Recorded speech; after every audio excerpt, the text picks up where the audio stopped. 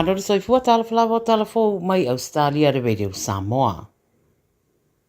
O lo o sila nei le New South Wales Health, masiaki wha maumau ngā ngase wha mautinoa, e le o iei nisi o iei ngase na iei se hawhianga i le mata upu o langalanga ai whina ngalo i le vai asanei i sini, ina wāri a ese video o tausi mai e to o lua, mo whaia la wha mtaranga le manuia e wha tatau i tangata Israelu.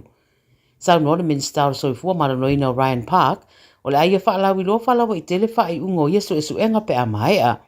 O ia video, waria ai wa whaero ai tau si soifua ia to lua, o whaia la wha mataranga e wha tatau le whasio tio ngase Israelu, ma wa whaeroa i aile le fia o le to tele. Wa whaeroa le Minister o le ale to e wha whainga ruenga ina le to lua lea, i se whale mai i New South Wales. Ma le aia ngalue malose to e wha mautuina, le wha tuatuanga o tangata Israelu i le au nanga le soifua maranoina, taru maine nei mata upu. O lo suesue nei leo le whaalablave na tatu i ai se tulou se tama e se furu iwa tausanga i le o ngā tatonu o melepone i le poa na po le ana awhiai ni manuanga tū ngā. Whai maili pote le aforo se furu le poa na wala o nei leo i se whaalablave la tai Queen ma Franklin Streets ma watu aita se furu iwa tausanga lea mauna manuanga ma aveilo i le whanamai.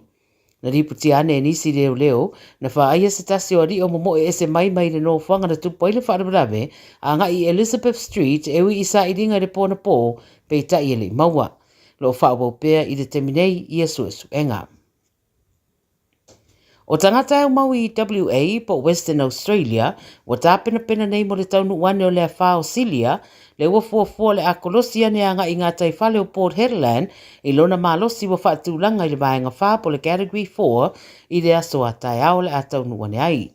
O lo lipotia sa wai ma tō whaatautau e siria ma le 2 kilomita le i tūlane malolosi o matangi, ma le o atu le 5 milimita o timunga, e ono afu ailo o longa, e ono whaaleanga i nai a wala. O Port Hedland o i e matele na avei o loa au inatu i fafo, ma wa tāpunia mo le temineia o tāpenai mo leo o ane o lea wha.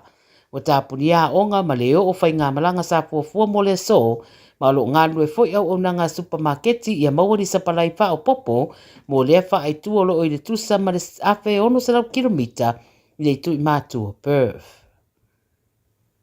Ua whaabave atu i le whare mai se tamaititi na ua lavei se taavale le tu i Sauto Brisbane, whai mai le 9 News na lavei le turi manu o Wadeville ma Kent Street i Heathwood i le te o le afore fitu i le tawa na leila.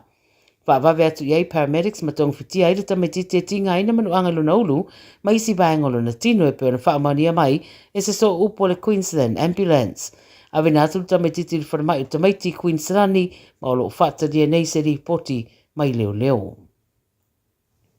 Tara muli, wa maliu se aveloli Malaysia olo i se tūlanga tinga ina ua wheto ai loli e lua i le Hume Highway le whaetua New South Wales le New South Wales Southern Tablelands. Nā ngā iana i eire psosoani whaapawave le te o le tasi le waweawa na leila, ma o lātou maua tuai se loli tele o le B-double, wa se e ese maleala tele, ma taa vale, a o le isi loli tele, e whaapea fo ilo na tele, ua le vea i fo i mai i le pito i tua. Mariwa i lava i lea no fuanga leisi aveloli a o leisi aveloli ua aveatu le whare mai e tinga ina. Ua whaatulanga neisu e suenga leo le no fuanga na tupu ai le whaalavelave, ma ua tā pena fo i se ripoti e tu ina atu i le coroner.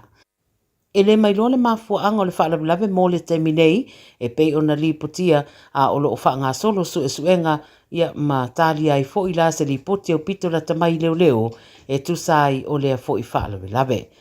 Pai unga le nao tala mai Australia, a le Radio Samoa mo le nei fo ia stofi o walau whaafonga mai manuia ngā ruenga o whenga iai, pasoi fuea. All I hear is Radio Samoa, Radio Samoa, Radio Samoa, tasili mai batonu amo. Radio Samoa, tasili mai batonu amo.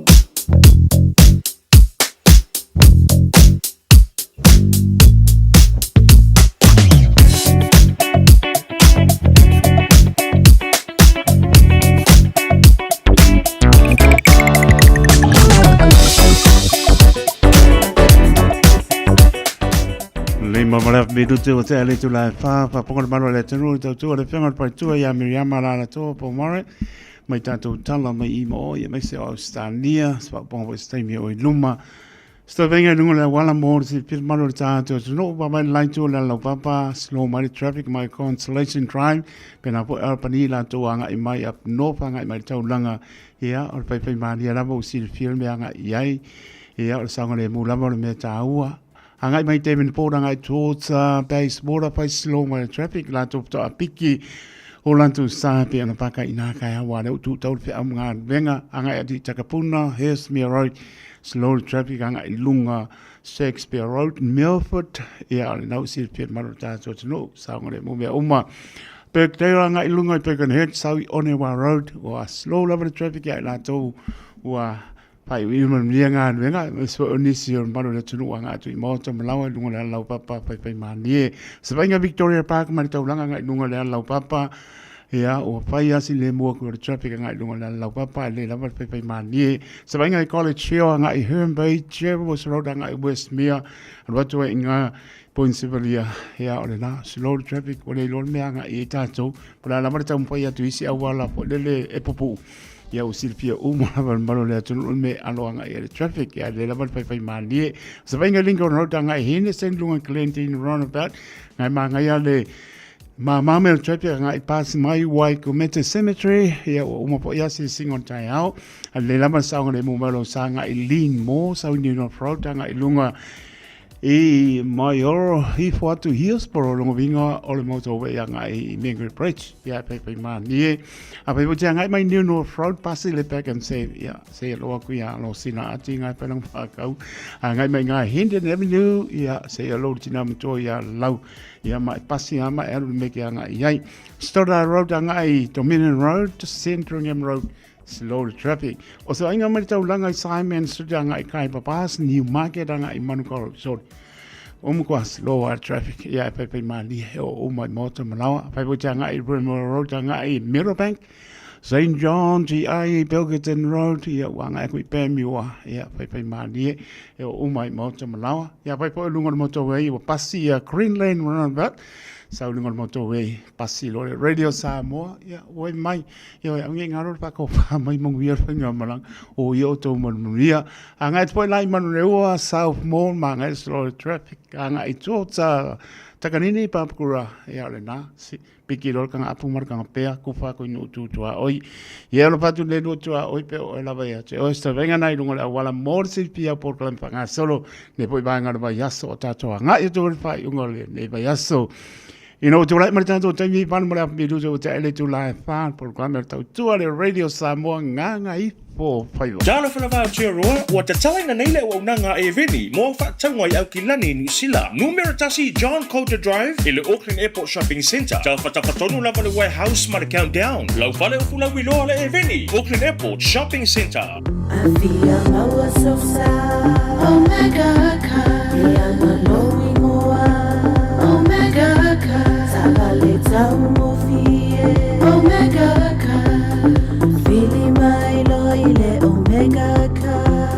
Omega Cars, lua selau Cavendish Drive i Manukau, pole telefoni o iwa lua vitfitu 5 tasi lua. Susu mai Manukau ne Omega Cars, umalole keisi le Omega Cars. Mana mie oe po se siolo a inga se fisoso ani tau fe malanga inga moni usila. Ima ta au poe peo le vaita mai no whanau po nga luenga. A whai o lau tali o le ioe, wala au loa Ken Fernieho o le Fern Immigration Services e iailana lai sene. Ma ua silia ma le se 15 tau sanga o lana tau tua. E toa tele tangata o fisoso ani iai Ken, ima ta upu tau fe malanga inga. E au fia ima ta upu na o atu le tribunal, ma apili le minister. Tanga iane le mata o Facebook, ma le upenga te whailangi i moli mau. Mo nisi whamtalanga, wala au mai le Fern Immigration Services, ma tala noa ia Luisa, i le oiwa, lua ono lua, tolu lua lima tolu. Lua ono lua, tolu lua lima tolu. Po le o lua tasi, tasi lima tasi, o lima. E fia le Moana Rentals se whaalau ilo antula na whaapitoa mole masino Februari mamati. E los fulpasene ua pa umaulalo ai le tongi pe antolu aso pe silia tu foi le whaongaina. E te whaongaina i so se taavale. Ma mawailo avado i le se i e awhetala Samoa i le whai unga o le masina. E mawhai ora pikila taavale mai le malawa lele i whaleolo. Polo tanto ofisa au tu i ala fua. Pe mamuli a tu foi le whaletali malo o lo e wha mautu ai. Ai ngā whaapitoa. O lo iaia tanto insurance e te fili mai ai ina nei tupu se whaalawalawe ai o lo o iai le whaamama avenga. Mara tu olo iai le tanto account i New Zealand pe lafo sa foi le moana e whaonga i le Pacific Easy pe whaonga foi lau credit card e whaatino i le tongi no lo sa. Mori si whaamatalanga wala au le Pacific Easy i le ovalu se lau o tasi onono. Pe asi le tanto Facebook o le Moana Rentals o le upenga ta whailangi o le moanarentals.com. Moana Rentals o lau paanga e taitoloina oe a oe malanga siasi i Samoa. Talo fa Samoa. Wa ule nei o kasu tialu. A wale sui ya ngila wa ule kio. Ai eva mai ina se furu lima iva kolu. Amo Radio Samoa. Vevela a.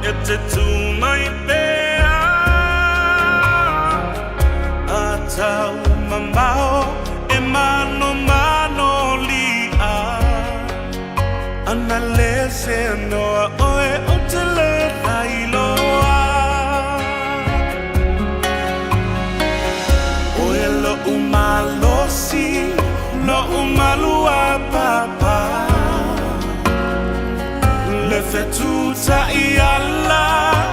ilo uolanga lo ufatu enuti pe atate te a analese anoa oe usele lailoa usele iloa ina le matuitu itinga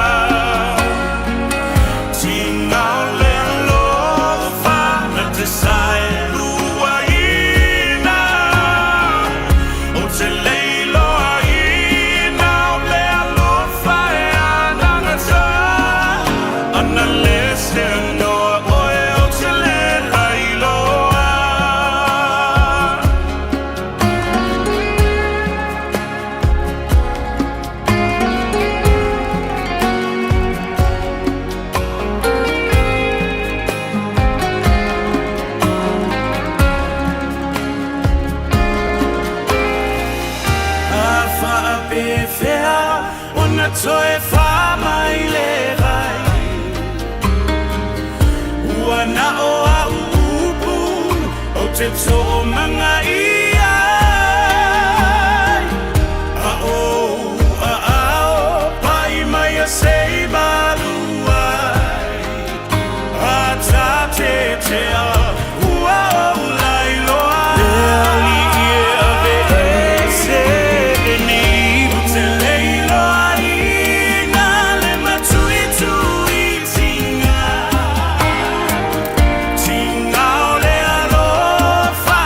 Side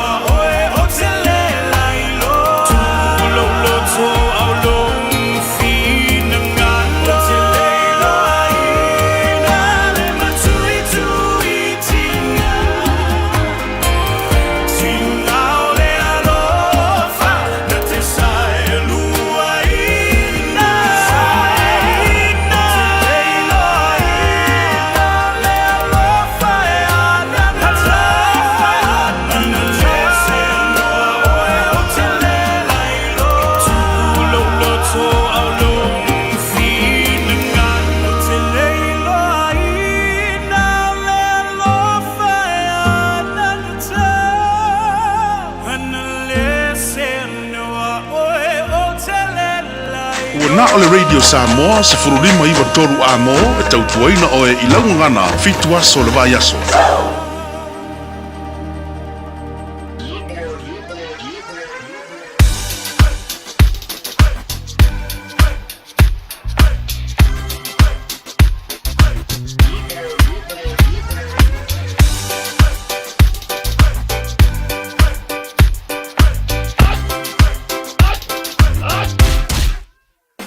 Omi te tonu lau olu au Baile pepe se ne ima imau Afifi malu ole tama Baile lau ulu ne ima tala tala Le lau fai fa pito i te tonu Bai ima sae pape o se pomu Le la mai loa ole tama Se faala i titi se nai au mama Tafia ai I se palu sami te Tafia ai I se palu sami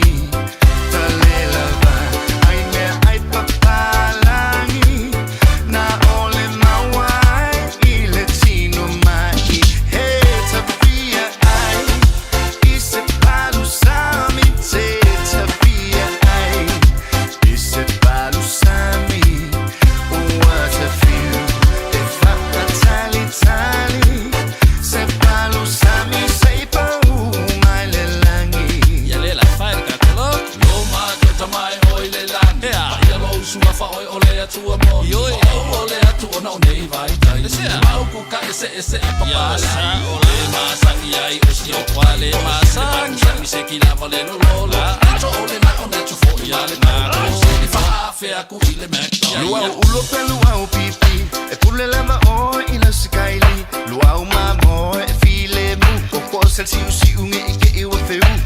ele ai o se masa lo salo le palu sa mi lava e inga ile kalo o se ki ole mea ato wa ka angulu fo I male samoa Tafia ai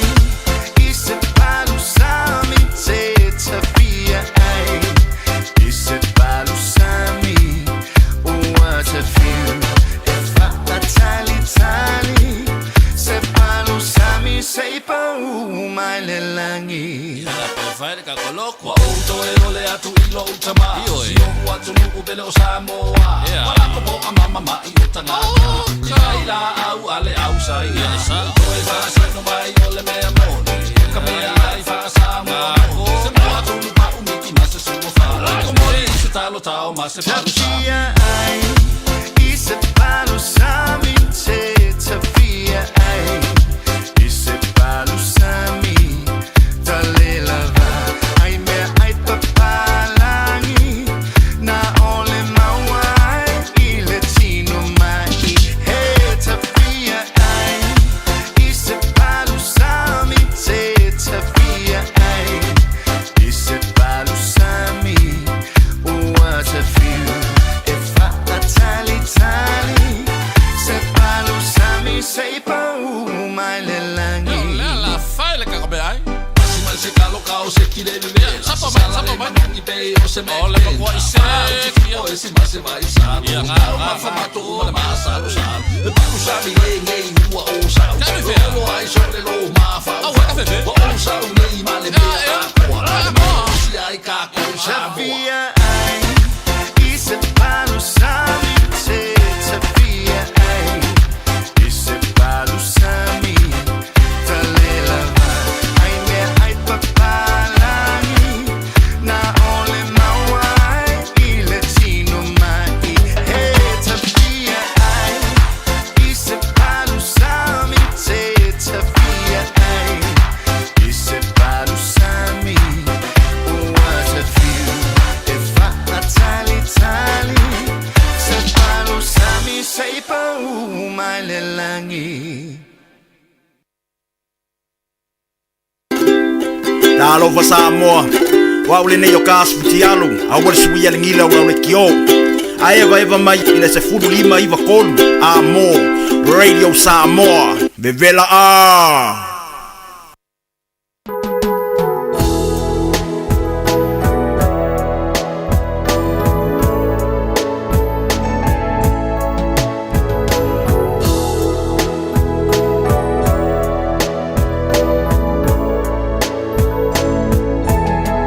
Oh, so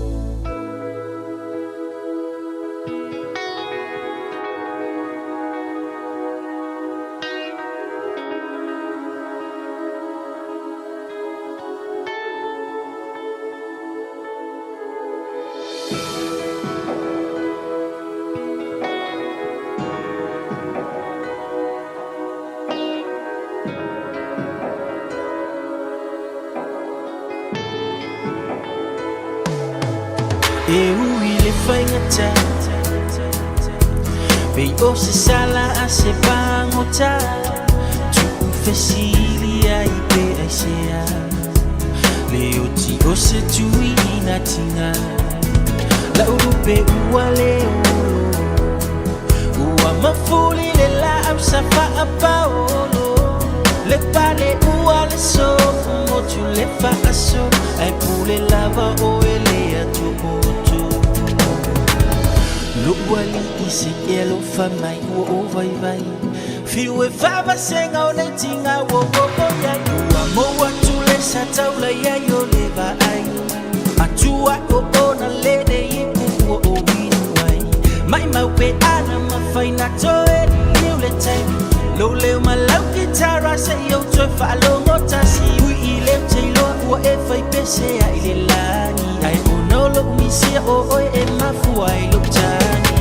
Fa a feta I manui a le nei ua o sapai I le tale ni sa e fina ua o sapi Ma ui e le a ai o anganga So fa o e manui a la malanga Ui le fai O se sala a se bangota Tu fesilia I pe ai sea Leo ti o se tui ina tinga La urupe ua leo Ua mafuli le la am safa a pao Le pale ua le so Mo tu le fa a so Ai pule lava o ele a tu boto Io ti o filo tui Tu mau Fe elo manu manu Ase awe ave ai le safai ma uo Le sa mawai le fia fia ilo unei tu Le sa fatani a weba na ipo Tinga lava lo le ama mafotuama Tama wa omisia leta wa mafutama Aifa mangalua isho vai sifati wa sala Tafi malala malanga mawa sonofoa Imana tua pea we italo sama Silonga ua umanava Eu ila vo se ko fau ke do sa fa ki e kau E au sanga le ku vai Fai la ku yama Fa senga ku la u foi pule fai ko kasia si esi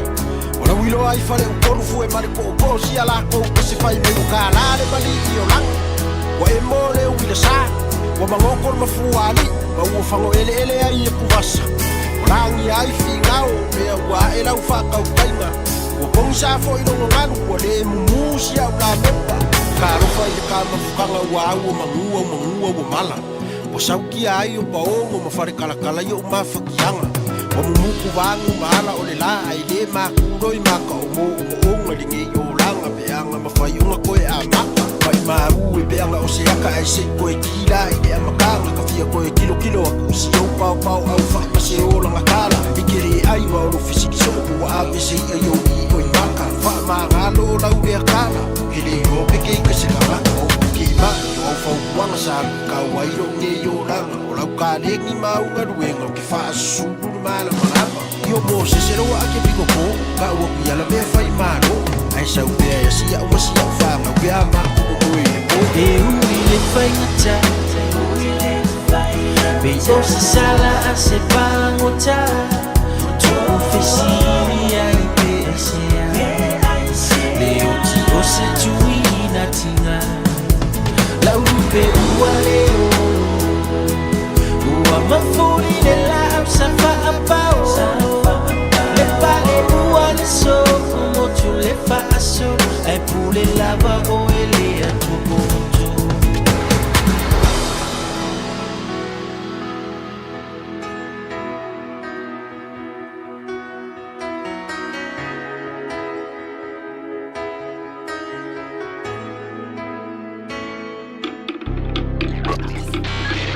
Tasilima Ivatolu Amo Radio Samoa Jalo fana va roa wa te tala na nei le o nanga e veni mo fa tangwa au ki lani ni sila numero tasi John Coulter Drive ile Auckland Airport Shopping Centre ta fa tonu lava le warehouse ma countdown lau fale o fula wilo le e veni Auckland Airport Shopping Centre Afia maua sosa Omega ka Ia maloi moa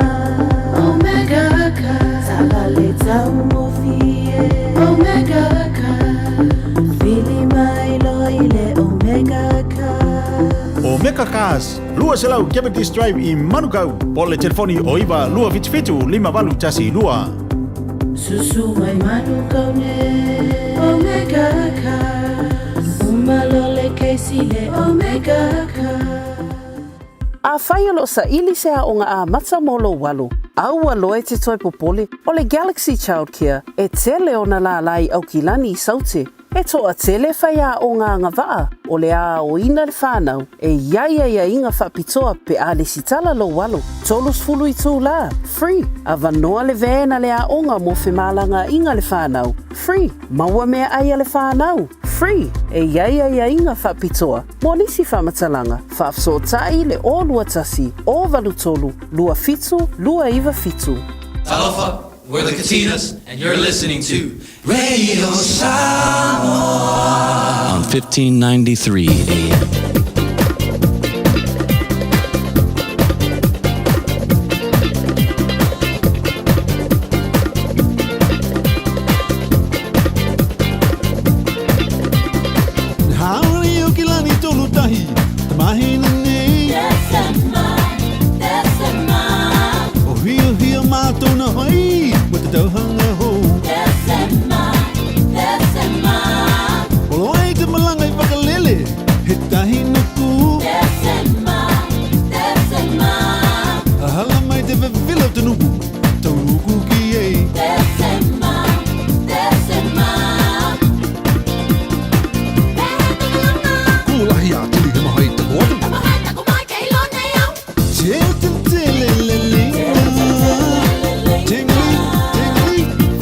Young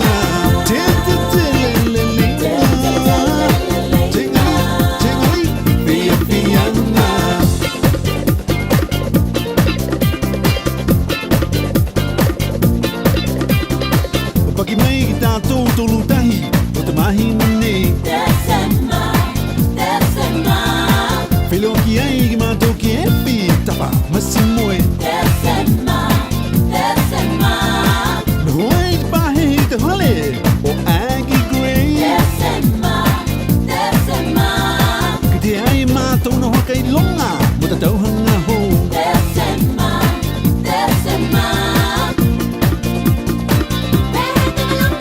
Kulahi a tuli he mahai te hoatu. Te te te le le le. Tingli, tingli, fia fianga. Te te te le le le. Tingli, tingli, fia fianga.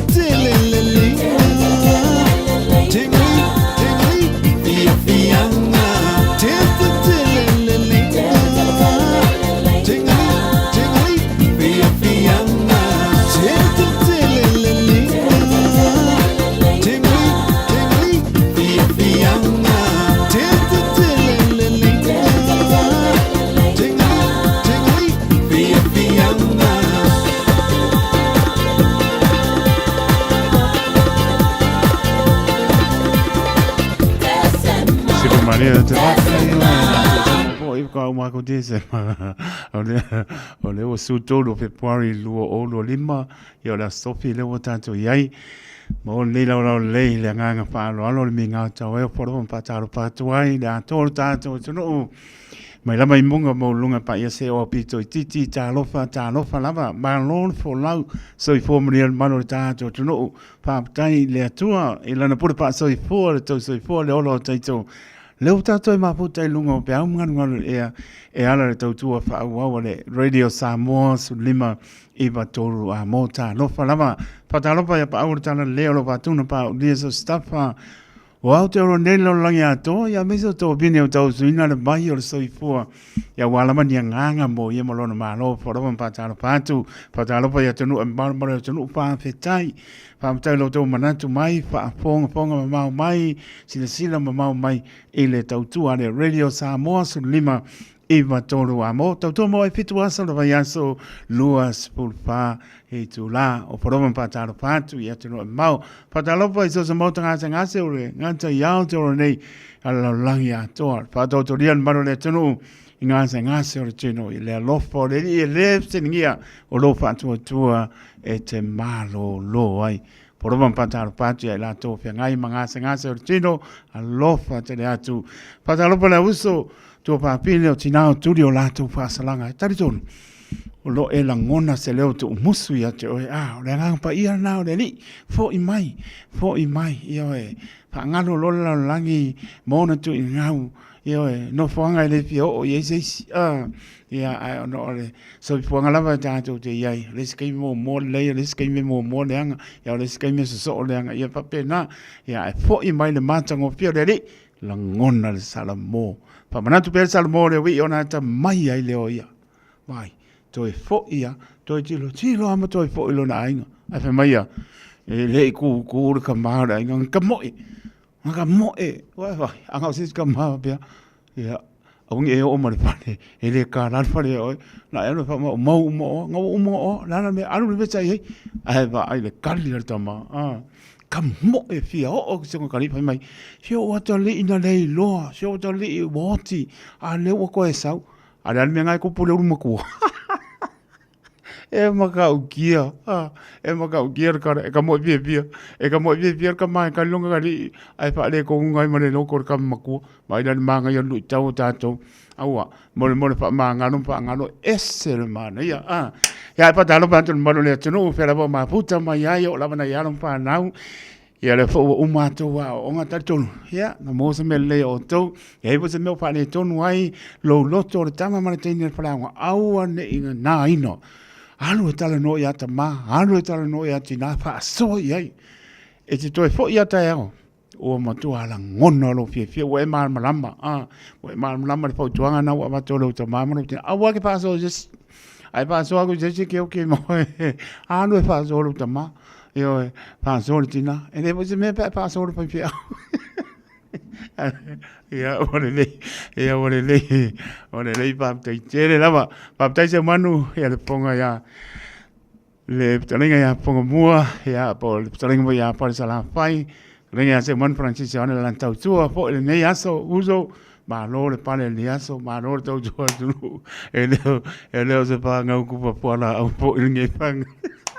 e makau kia ba ia do se fama si ho le mele ka ke ngadu do ko ya ba i po lava ia ba i po lava fo la o kia e o mai fa le suma ia ngai o tei ya ma lo lava pa tai pa tar pa toi le o ta to no ngona fia vi ia le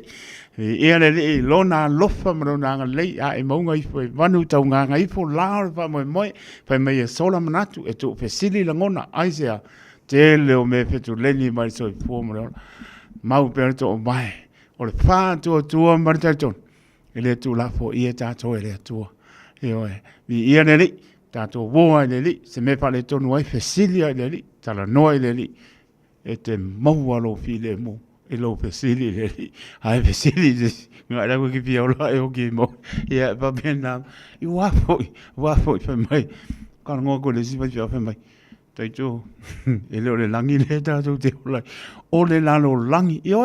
la ko si vim ka ko lo le langi le ai fai pa le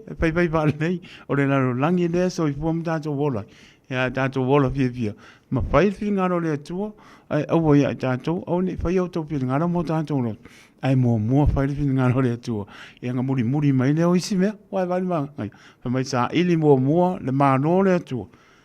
esere manga ia nga sa ili ai leo ngisi me e ole mo le o mangisi me pa tal batu amelia pa moana pa te tele lava amelia pa moana la wa e ko le monga o ni o manta ia male pango vai esere manga ia amelia pa mai e ambe langa mai tau mafa ne am sa ba bali mal vai nga i wa ni o manta la mo tone pa malo pa tai ya pena poi ya paptai amosa mai Melbourne mai ainga se via sala ya manola ma paptai te sia mata bao ya manola ma paptai ma mai pena poi ya potofo ke nach ya manola ma ya pape po ya cho tu no pisau bao ya manisol malo le tu no nga opu to muli my perf ya manola ma paptai ma mai i ele ole vai pola con le fai ui au ke le samo pe ki lo penga pola con vai ole sa ili mano tato e ma ka ki ma wole po ya se matata se nganu wenga mo lungo ma no te tele ya ma nganu wenga po le e ke na sa vani atu la yer Samoa pe fai mai o ai si tu langa wo iai o pele se tene o pale mio o ia Samoa mo sa ini malo na yalon fa nau le ngata leo te mali pa la unga pa tu ma tausi sa wao sore kwa o ale me ngata i me mo le me lo fa le li pe atu ato e lo to mai sa ili e ke le ka e mo se me lo file mu e ke le mo se melo file mu te mo o e mau se sia tu lo e ke mo o e kangi e ke mo o e le la ba o e mo o e kau musu mo le toa le loto tu i le atua vola e se le ma na i ore tali mai le atua le ai se vai pangore lano langele o i Samoa e le onga lue e Samoa o le winga o la utala e o le whare pa le asto wapong La sto fa fonga fa pa. Ai adu sa mo ko la lo a kamale o le kamale ka ule fa longo se sil kamale Donald Trump le si tu orto ina le si tu fa hiton ai tam pai po ana to ina se si tu langa na fa mo lunga mana tua Donald Trump lo se ka ngaka por kiki tu lo foi ona pa ia mo na mamanu Donald Trump lo se tangata por kiki o tangata fai pisingisi o a milionea saua milionga o bilionga ke lo po kilionga me wo e kupe o le mea po le na le sa ku ma no si ama ka fai mana tua fia morianga le o ma tami tolu sufa tolu sufa morianga Donald Trump le fa tali o la so lusfulu le po le wale coffee president o ma singa ngai ai mana tua policy America e uma no pa uele ko ia e se ale pa mai ke uti uma ia sori tu la fono ia Donald Trump todos sul fa moriang ai lang ke mai moriang ale moringa i foi e mori ai ia le neta ma ba ne po yo no pa ia mo no ma todos sul fa wola ai pa mai soli tu la fono soli tu la fono ai ta tau tu ai le se lunga tu la fono le se lunga tu la fono ya se taria lupo maulu por ale tu langa la o yai o le winga do tala pa tai ele net mai tai wo to no pa sa il malo nisi o alo pena mono patu e mita le lotto le lotto pe do so otali e do so afine e do so fine e do so ai mita no lotto mo o bibi le tua e ma tu ayo pongi la vai lo ua nganga pa maulano tangata wo i tūlanga mapea. Tā ua sisi a tanga mai. Pea lama la langi ua sisi a ari tanga mai a sa moa. Ai lei loi lunga ra whapanua. Sika mai, mosi a. Ko ki kia lei loi lunga ra whapanua la langi i a sa moa. Anan mera kupu. So la langi ua sisi a ari tanga mai. Sisi a ari tanga mai a sa moa. Vi ia le ri. Ai amir pa malo mar pa tai yalom pa nau to alom pa nau te ma nim pa la ungo tu lo to po lo o iso sem ta pa wale upo ko ku fa maoni pa wanga de upo la u aku ala ro ku aku ku follow up ku ai po ai lamo fa fonga mai fa maoni le ai ya sei si me e o mar fa maoni lo tofi wala mana to fa mana tu spai ta to te le filia o ia fili mai ta to vai mana ia fili mai ta to le ya amel fa maro mal fa tai le te mai tai wa pale mai mo wo to na fa pa fa ka ta sa i jesus ai fa mai la no ko ala lo e Donald Trump boka ya pati moreni i yana fa mdianga ya talo fo mo ia talo mo tam whanau sa mo. Pea lama tiu te mwhai mo bala wai. Ia la ngona le tama, la ngona le teine, la ngona le tama, la ngona le teina. Wai lama o bala ia i mea uma so se ala o tō whinga maurulunga wa abatu ia te o tau. Tātou uma ia maua le loto maulalo. O neo tātou mita ai ma ame i lunga uka ua anu lalo. Lalo ai maua i mano. Kile maua mano i lunga e ledi whaako. Sauia i luma i ka ko ngofo pa kasi a kuai. Ma whare ka ko mea kauai. Sau luma ngei. O mao kua ke lunga whang. Ai leanga le wala au aku. Sau kua ni kua i le lau. Mai le teiseng. Ia ma lo wha aptai. Tai ma lo le tunu o whoi. Tai ma lo ia mese o lau tā po inga i tama whanau a sa molo wa penao ngā rue. Ma po whoi mori anga skoi ngā Donald Trump. O lesi tūlanga i laua ba ai ma mao ma le su atu ai whoi i tu tono Amerika. E o mai a hea isi o huranga, lea kupulanga. Pai mai a Amerika. La tau te le pā loka se tina. Tu lo fo tau pito tina. Tu lo wale tu pā tina. Ai wo o tina pāle mia mai si tu langa wo. E aule ngai lau. Pae male auli. Pāla more ingi meo paku. Tele wha urupenga o tina. o le kau ki ngonga ngā ka Amerika. Wai vai le pāloko ngā ele iai asa singa manatu e tū mai Donald Trump. Le whiwhilinga lenga whiwhile mai sui Palestine. Camera, tama itai lea meudi, pāne po ionga pa ia monga man, ke i uma. Ai ngā oa ma le mau ki ngoa e le mālo Donald Trump. Ai pe marifai unga o le pāloko. La toa mo le mau. E moni la mo le tina. Ai ele taimi e solo muli ai. Ele te me solo muli ai e le toa to le loto tu lo tau tala ma pa lo tina. Pe me le toa loto te me besi ai kamalaya. Pe me lo lato kamalaya e Donald Trump e le fefe. E vai fanga fa lua e se er karinga. Ngara fa pea misi.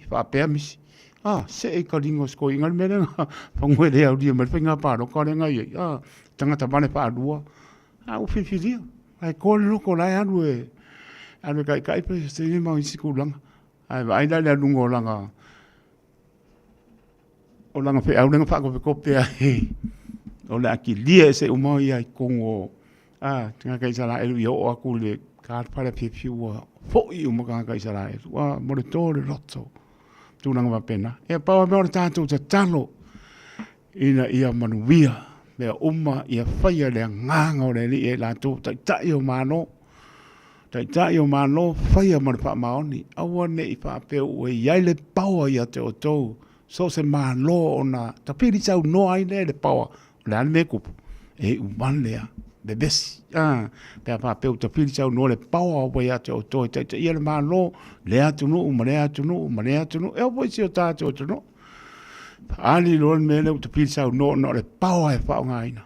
po ngā tia lo le malo po le atu o le me moni ani mena ale ole na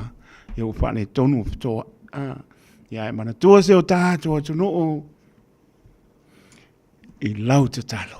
ke lava yele Israel moni su e fa manama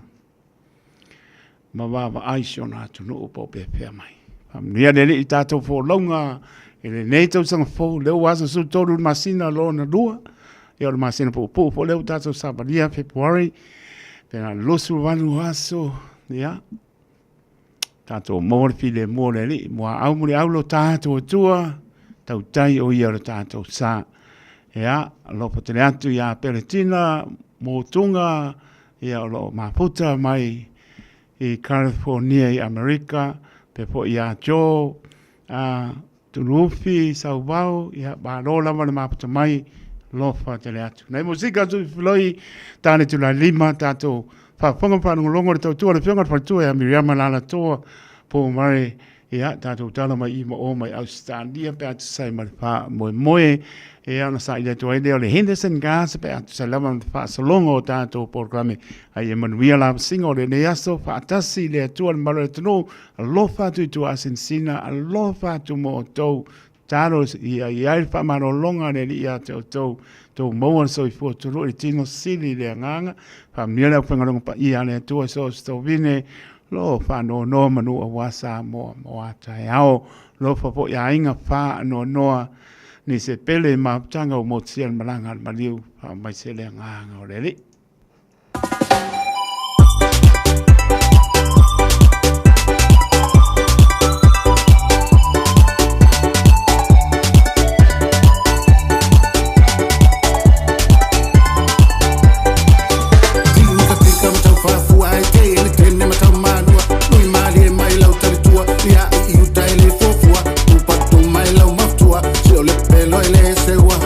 Seu mai I lau manu se fueo le papatua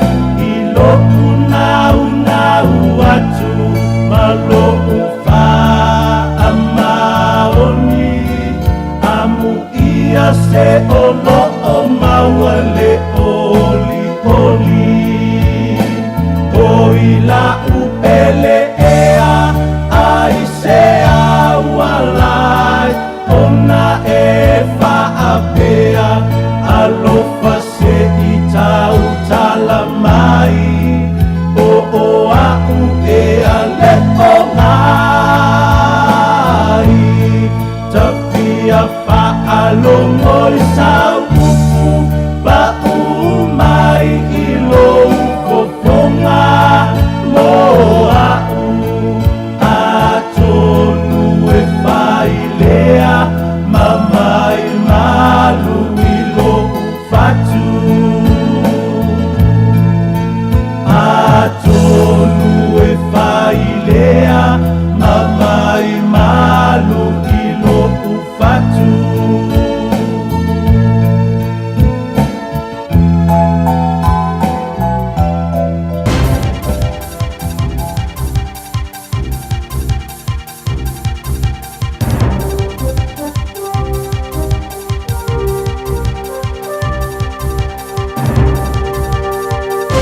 Whātala whātu se whapoponga o tala mai atunu e mamau matala o Pasifika a Radio Samoa. E momo atu mai Ukraine, a lumana i eise tala noa ngā Trump ma le taitai o Lucia Vladimir Putin e whaatala noa le whaamutaino le taua Ukraine, wa whaelo e Trump e manao e tau nuu i se marienga mai Ukraine e whaatatau i minerale a o le i whaia lea whono tanga. O le marienga e ono saunia ai Amerika, ia ni elemeni e tāua tele moitu ai ngā teknolosi ese, whai mai Trump sa mua ilo tea lea mata upu le tausanga taruai, e le president o Ukraine Volodymyr Zelensky, o se paenga wana fuafuanga e whaamalo sia le lima o Kiev, i whiutana inga i le lumana i ma Moscow. Pai mai Zelensky o lo fia ngā rurue ma whalau tele le ngā rurue whaatasi ma paanga, e mai se lava le malo tele. E leo mautinoa po a tonu minerale o loo sa iria e Trump i Ukraine. Mai Amerika, wa sau noa le whailau tuse le puipuinga Amerika o Pete Hegseth, o le taua i le vau Ukraine ma Lucia, wa te taua na maea, ma o le ale ono tau nuu le ave o Kiev, ma sui o le NATO, o le ale to ave a foi le wha mua Amerika i le puipuinga o Europa ma Ukraine. O whaamtalanga ia na whaia le i whailau tusi au le i whaia le whonatanga a le vaenga le puipuinga Ukraine, a e whai mai le whailau tusi e le tali tonu le malo tele o le aveo Ukraine masui o le NATO, e le o se whai unga moni leo le tau nuu o se whaatulanga na mautu, ia ma o so se marienga e whaia e te tau na lango e atu nuu o le atu Europa ma isi. Wai mai Zelensky o Europa e le mawhaiuna i atu inane se puipuinga mautu mo Ukraine e au noa ma Amerika. I initia, a tau nuu le malanga le palemio initia Narendra Modi wo singitone ma whairo i atu presidente o Amerika Donald Trump o le ale tau mato le a whailo i le iai ma fusi ma to e whaatasi i a ele ngata i lea wa malosi le mafutanga Modi ma Trump i tau sanga o tea ma whailo inga sa iai. E iai fo i taimi e upu iai e Trump initia pe ta i ele upu ia lava i a Modi. Whai mai o le malanga ane le i palemio le a whailo iai ma sui o le kapeneta Trump ma isi tai whaapisilisi, ia mai ono whairo e atoi fo i rere i bilionea o Elon Musk. O le vasa nei malanga nei Modi i Amerika. Mai le Pasifika i Nauru, o loo whaamoe le whaarurunga o Nauru i mata upu tau Sitseni ma whainga i Universi ai, o lea whainga o le a mawai le whaitau miliona o tupe mo le atumotu, ia ma e pe ona whaeloa Edward Clark, mai le porkalame Sitseni lea Nauru, o iei tangata ua tāro sanga i lalo le scheme le nei, mai whaatanga i investors e maua Sitseni i Nauru, mo le se lau ma le lima awhetala Amerika, i te tonu o masina mua e wha, talu o na whaia le tāro sanga o na mawane leo le Sitseni.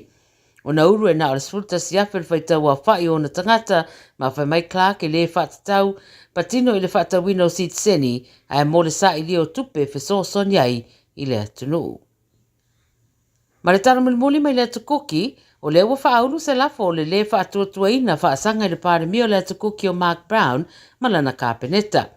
O le lafo whaatu mai e le tuangai le mai o le mata upo e au fiaile marienga, peta ua ina masaina, ma o le taitai o le Cook Island United Party o te Riki Heather, na ia ta ua te tauna whaatu ese le pāremi i tangata, ma whaase e ese ma le tofi. A le ai o le a whaataria le unga o le pālota lea, whaasanga i a te ia. O le asonga forceful fito Februari e te usu i aile fono le pāremene, ma lo te ai mata upu tā ua o lo whaataritari i aile to tele. E leo tā ua se tali le pāremia i le nei mata upu a wā o lo o isaina i le teimi nei. Ia o tala nā le Radio Samoa, mo lau whaafonga mai le nei fo ia stofi, ia ma le whaamoe le a mauseisi whaapoponga i le aso a tai au. Tauna ia manuia tele ngā nuenga, pe au matiu te o whenga iei ma si o tātou tunu, i le nei fo ia aso whaasoi foi.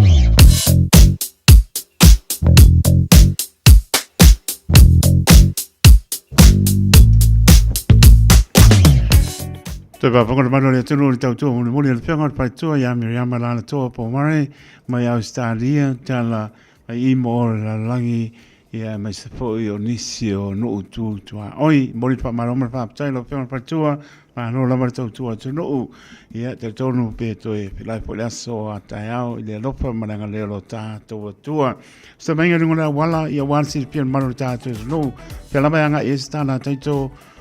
no falsa tu ya ma malo le tunu o loi lunga wala o masani mai tai no shoa wa pai asi mafa ma traffic mai tai ap no fanga mai au pani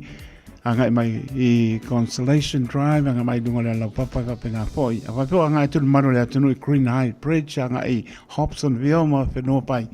ya na wanga atu I Aukilani sifo fa mania o mai mota malawa o le anga mai pekene tanga one wa road tanga dunga le lau papa slow mai le traffic ya na sirfia pela mana pauto ina o le saunga le mo me ta o le na tanga I ma la mai dunga le wala e ama Io e maris malo keep your eyes on the road.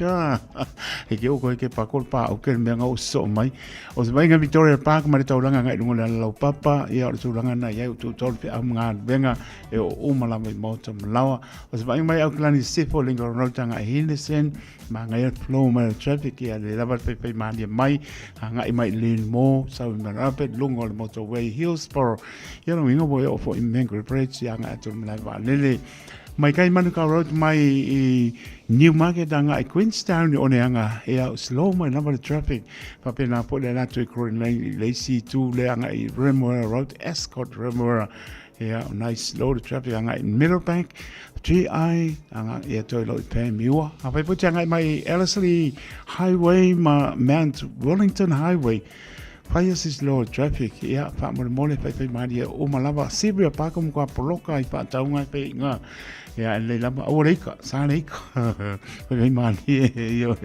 o le si aro lo ani fa ni le uminga ku au ia o file mo mo ko malawa ia ga mai lungo mo to ia ma ko ia kalo mai o le tau tu atu le radio sa mo I Manuka Road ia I Manuka City ia ga tu lo I Manurewa South mo ia pasi mai ia ka fo yunga e mo ka morik ia la kulo I papakura nga ia toi lo I no tu tsao ia pe manie sa manga nai lunga la wala mor sit fil marota to no ina ua tu lai marota to taimi vanu minute o te ale tu lai lima sa ba inga tala tau mor sit fil marota to no Ua mawhai ona awina atu tala o le tau, ona ole langolango mai ale Finance Direct. Bili loa api I le ovalu selau, tolu iwa ono.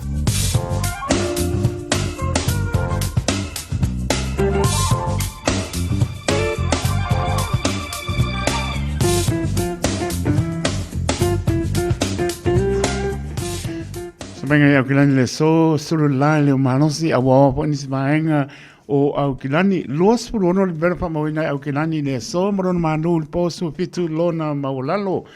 o le venga mo ta help me pa uti munga I le sofarele awa po I le sofarele los por uno le verfa mawina le sofarele moron manu le pia pes por mal valu binga po na tau e ande mai le sto na I pa uti munga awa po Lua su lima le vela pa mawina le sto nai molona manlu e le poes pul ma le balu o winga po ina tau le sa pa uti munga a wawa pa sa loa toa lua su lima le vela pa mawina le aso sa molona manlu le fiapi e su manaiva la lese mela ba o iari tato o ta pua I le li vai pa manu moso kona mare e mo ta pua pa tasi le li ilona lofa molona ngalei So inga ngā te whale mo nā tau tā pena iai a wase a mai moana, ma nei tau le sofa pena po ea tai au, I le sparai le asto na I o saha o le song fua, wala, o le ma nei o le tau, ke len ku ngai lalo le apa bridge, ia o ne se tian manu o le tai au, ai tā pena mea we se fia apelo paola, ame, apelo te poni fia ame ai, ko lau kanga pau tuanga le World Safety ni sila ma time ni sila pina bon tanga benga le ACC pa tana pa sio tato tuno isa moa ma lo sa mor for lau vi ele tato mo man ne o le fia stopi su todo pe pari lo o do lima a lo fa tu mo to tano mai ma to tano atu ia mo file mo le is uma o lo papa tili e mo le wila lo pa uti munga lo awa pa so lo ato sio tato tuno I sa moa lo su manu le mele fa mawina lo ia sa mo e malon manu le fiafi loa se polu male lima sa menga ap no pa antoa manaya o lo fa manu pe o le ngalu e fa pu ane fanti le pa usi timu nga I o mai au pani I o pasiaku ia kai waka o ringi ma moe sa menga ro nai wai kato roto ro matau porta naki mano tu manaya o manu le fiafi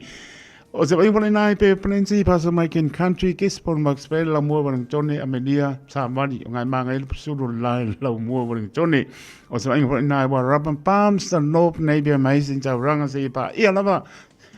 Klein stete mono no tu oi ko cruzeira. E o lo ma nei al ma lu ma ko linga ma la ya yang o fai kama. Au nge ko lingi ma mapa ngale o al swimming pool e o ku a o yo me no fa kali ka ronga ka ya. Ka lo fai o si au la o cruzeira ile aso ka ya.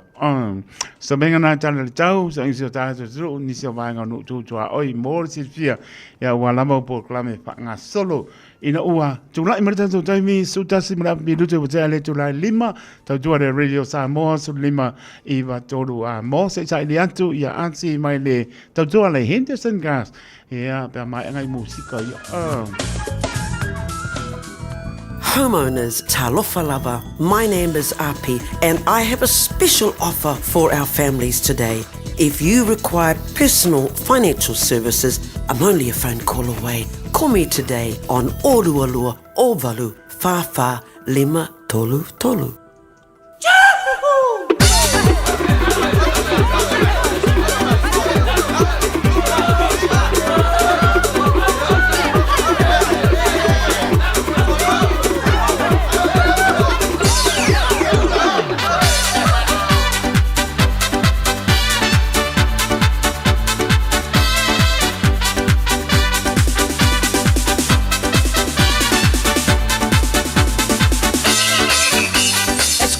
Mi amor, tú sabes lo que quiero. Me dices que no entiendo, sé que estás mintiendo. Te pido por favor,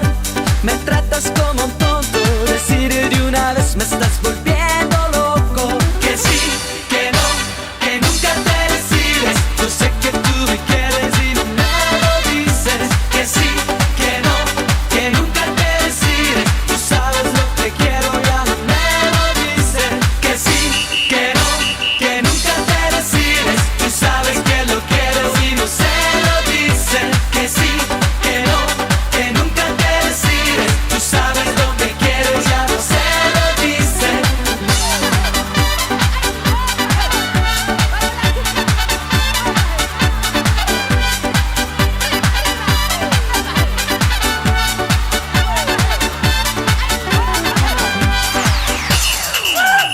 Escúchame mi amor,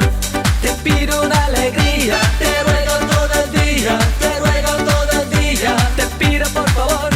me tienes como un tonto, Ricardo Tierto loco, Ricardo Tierto loco, que sí, que no, que nunca te decides, yo sé que tú me quieres y no me lo dices, que sí, que no, que nunca te decides, tú sabes lo que quiero, ya no me lo dices, que sí, que no,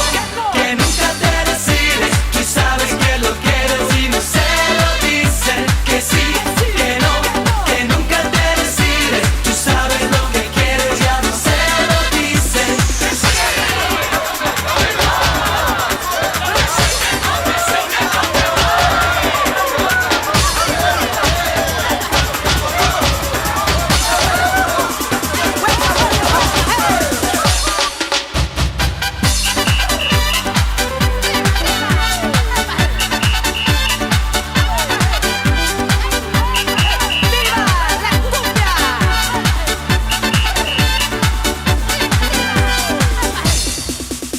Que sí, que no, que nunca te decides. Yo sé que tú me quieres y no me lo dices. Que sí, que no, que nunca te decides. Tú sabes lo que quiero, ya no me lo dices. Que sí, que no,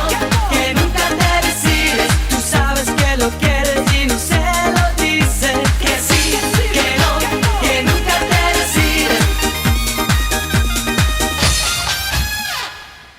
Pamalo ke leo se ke FC la sa mati le ayo la se pa makala ia le falta male le Henderson gas pa dar batu le ngang pa no ati ma lo la nganu nue le la mo nganga i po le la neas ia lo pa penga la mo to tu al mano ta so no pa ta la fat Ia malo se fo saito ia lange mafo e te oe lo fa peona fa foi ina le tapo karamele ni tula le o le aso. Ia vai pele mana ia mai o le sulu me o le la mana ia mafana nei aso. E a mai le nai tu o ta so ofisa. ia sa no ina o te matai ia matango fiele lo foreli le lei mea o fa mai le lei mea ia Yesu a fatasi mai o tatou fifi le mu a ia lo manuia la male ato le pulenga le Radio Samoa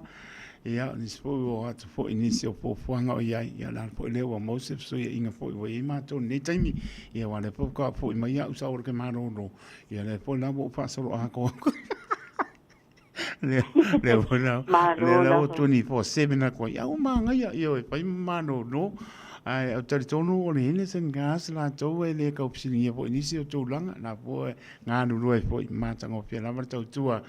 a le Henderson gas ia ma o la tau promotion po i wha ngā solo ia e po i tau mi aru la tau cashback mo tau langa pa pena ia pai po i e maisau clients ia rongo vinga ia mau po singa soa se lengi po le maku i lo au ia maku wha o ngāre le ia ai ma no lama wha tai ia e a mai le amata maritai au lau ngalue ati ia o le nei aso taito ia e whai lava si pisa le nei aso ia o tato nei tato ai ngai runga nei au kilani le sa whape o na whai ala so sign up an nei tai au man nei la uli ia a o na iso le malo le asinu lo whape o na wha uma la so application i le aso nei ai le i tāle ono o le alawai e whaanga solo i ala so application temi nei e le taina le ono le teimi tapune le tato whaktawale ia o le pisi maasani lava le Henderson kasi aso lava ia o aso lava ia e o le anga i mai fu ia le malo le tunu ia e whai ala so sign up ma piki ala so tāwale ia whapea fo i nei sivio le malo tunu whapea na anga e mei a palaya la se savale ia ole asona nei ia le safatino ina sulanga na o tato sign up ia fata seila ma tato promotion le fapeo na faalu pe le termine ia tato savale solo ia le fapeo na so tele le malo da tunu o lo fapeo na a palai mai ai le maso SUV ia ile o mai lo se taimi pula se taimi fo e fa ngasa I lore tato promotion leo o leo watau nua ta savale lua felua lima ia ona wha umaloa leo promotion ta savale nai tolu ia wha lau iloa atua tato savale foia lua felua lima lua tau nu ia lono o te iloa pole masina foia launch ai ia ta savale ia ona su asu foi la ia I lungo asama ati teos foi ia mo le malu fole sinu e fa peona fia a palai mai ai mana ia maro la fa tai o le tulanga le ia le tau le Henderson gas long wingo vai so malava e nga solo me foi a to o ka foi e mai atu no ai mai se lava o le ta vale le umani na ia to o le Mahindra ati o le sa o le ia sa le ia wale meina Mahindra o le meina Mahindra o ia maso ia itasi ale Henderson cars male Mahindra ai pe o le Henderson cars o lo fa ingoa ma fo ilia o le pe o le Henderson le tele mai ele ia le male fo ila sunu a sa so le Pacifica so o le sulanga na lo fa peona lua ia sai fo ile le parta vale ia o le Mahindra ia e to tele lava I overseas o taso o palalangi ia ma sanga ese fo ile do sa Pacifica ia au to tele fo ale le malo le sunu lo va peona fia I ta vale le Mahindra ma se lava ta vale le SUV ta vale na lo fa na la semine o le masavale nai fitinu fo o savale fo na le fa pe ona alu lava le terminei o fia fo ile totele le o le malo te sotunu o lo fa pe ona fa sawina le maso SUV le o savale le lava mone lava le lava ia le way le SUV lo afelo lima ia le fa pe ona fa alu le terminei ia le o le promotion le lava se senga male SUV lua felua fa ita tsusa lava ai pe e nai features la itina lo fa pe ona ese ai ia male shape por ta vale o le ese Tengana o le lua whelua whama, lua whelua lima. Malai, o le ase tau o le lua o lua lima nae sa wale taimi nei a ti whamone mole. Ia, o le tau le alua le temi nei, ia, e fua, e peona o tā ua. Ia. O e fua lava i tau sanga, ma whau sanga o tā vade. O price na le whālo e tā vale temi nei. Ia. E fua lava ona, e iei tā vale e modify, tā vale fo ile ua uma ona se modify, ua uma ona whapipi i umai, ia pāta i tāsi fo ia, e te uai a. So, o tulanga na nalan ese tau, e iei fo le tā vale e nomo. E nomo a e le ini, ni pas fo ia, e pipi i e le tino. Ia, pero tulanga na, o lela e alu i le fast fulu anga i lunga. E fast fulu ase anga i lunga. Ia, au tā vale fo lava, tā vale lua. Lua o lua lima. Ia, sa ale. Mana, o tā vale ana, vane whapongan maro le tenu ati.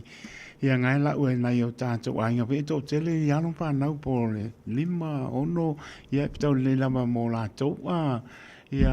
mase po i o reanga ia tu po i maru tā po i le sa ia e le pa o ngai na tā vane rua mare anu le pengsi ka sial ka vane o mai ko o mai ole tūlanga le penipiti le ia o le tu mau lamba se i apa apea ele o atu lunga le lima se lau mono tu por sa olea ele po le se ilonga o eska no to po le e te duo mai se to fa manino mar tu langa le si fiel malo ta to to no at o se fa tai lava tai to o tu langa ta ua lava na o tu langa ta ua lava na e o le tanga sa benefiti o tanga sa pensione ma le casho so o vanga ta ua e tolu e mana o mia lava tanga full time. O le tanga full time o tanga na sa support law application. O le taavale e alu lava taavale la wafa o le te benefiti yes. O le pension e alu lava le taavale la lo suafa e te tongi fo e o le payment taavale. A o tanga sa le full time. So ia na tanga fo ile e sa application. Yes. O le tangata na sa e support i a low application au ta avale ma pay mini ma mea uma e alu lava i lalo le ngō oile se benefiti pensione i a ma le tangata le casho mana ia o lewa manino tūlanga o malawa e benefiti ma tūlanga ina i manino ma yo i o le malo le tātou tino ma le tinga i nātu po e onisi ia o atu le o talia mai a le alaba o manino mai ia lātou selfiene i o atu e vai ia lau sunga po le malu po le pengalwenga le Henderson Gas o ma whaina palai o tōntal sanga e le aini lai sene wha mole a ati ia o le temi nei o yes o le temi nei o lea e mawhai o lea e mawhai o na apalai le saavale pe ale se lai sene o lea le wha o ngā le passport le wha o ngā le New Zealand passport ia e mana o mia fo ila malo sitseni New Zealand ia o lea e mawhai o na apalai pe ale so lai sene i le temi nei so mato o le follow lava mato requirements le finance le na o mai so e le tu la follow mato yo la follow ma requirements o le e mana o mia mai le finance ia wa finance mato e over ma le se full finance mana ia so langa o mana so ni mai le fato ona follow lava ia le company ia i requirements o lo fa pe ona fa sanga mai ele finance e apala ele tava de se customer malo matango fie fam tele lava ia ua mai atu mato ia la foto pese me te fie sau no ia ita tele tau ma vai maranga fa no anti fam tele lava tali mai ia mai so te pena ino ta por clame pa pokon malo le tino ia fa tali lava tacho ele fa uma ino ta por kalame ia e o te longa wa le i lava se simia o sila fia o mila tunu ia tūlanga fo ia le apalai ia e mole whailo atu le maila tunu ia o lea lava e open social media mo se si lava e whapeo na fia apalai me se tāwale ia whato a moe lava tangasa le tiu te le social media ia utasi fo Alo, so fai. su tasi po ia fa pe na mana vai sanga sale e fengaluenga i lunga le masomilia ia o ai lava e ava no le saimi ia saimi lava na o te sen uma mai o te te usma mi mana o ia i lunga sa so messenger o ta so messenger le fa nga semine ia ma le ta so le fe wai le Instagram o le WhatsApp ia ma le TikTok ia o vaenga umana lo fa pe ona fa ngai ma so ia o le ala ve tsai mer pocha va no ai e mfai la bona e pala i me le tsai mila na ye le fa so ama lo pe fa so ama na va sang sale o le ma so officer i le suta si po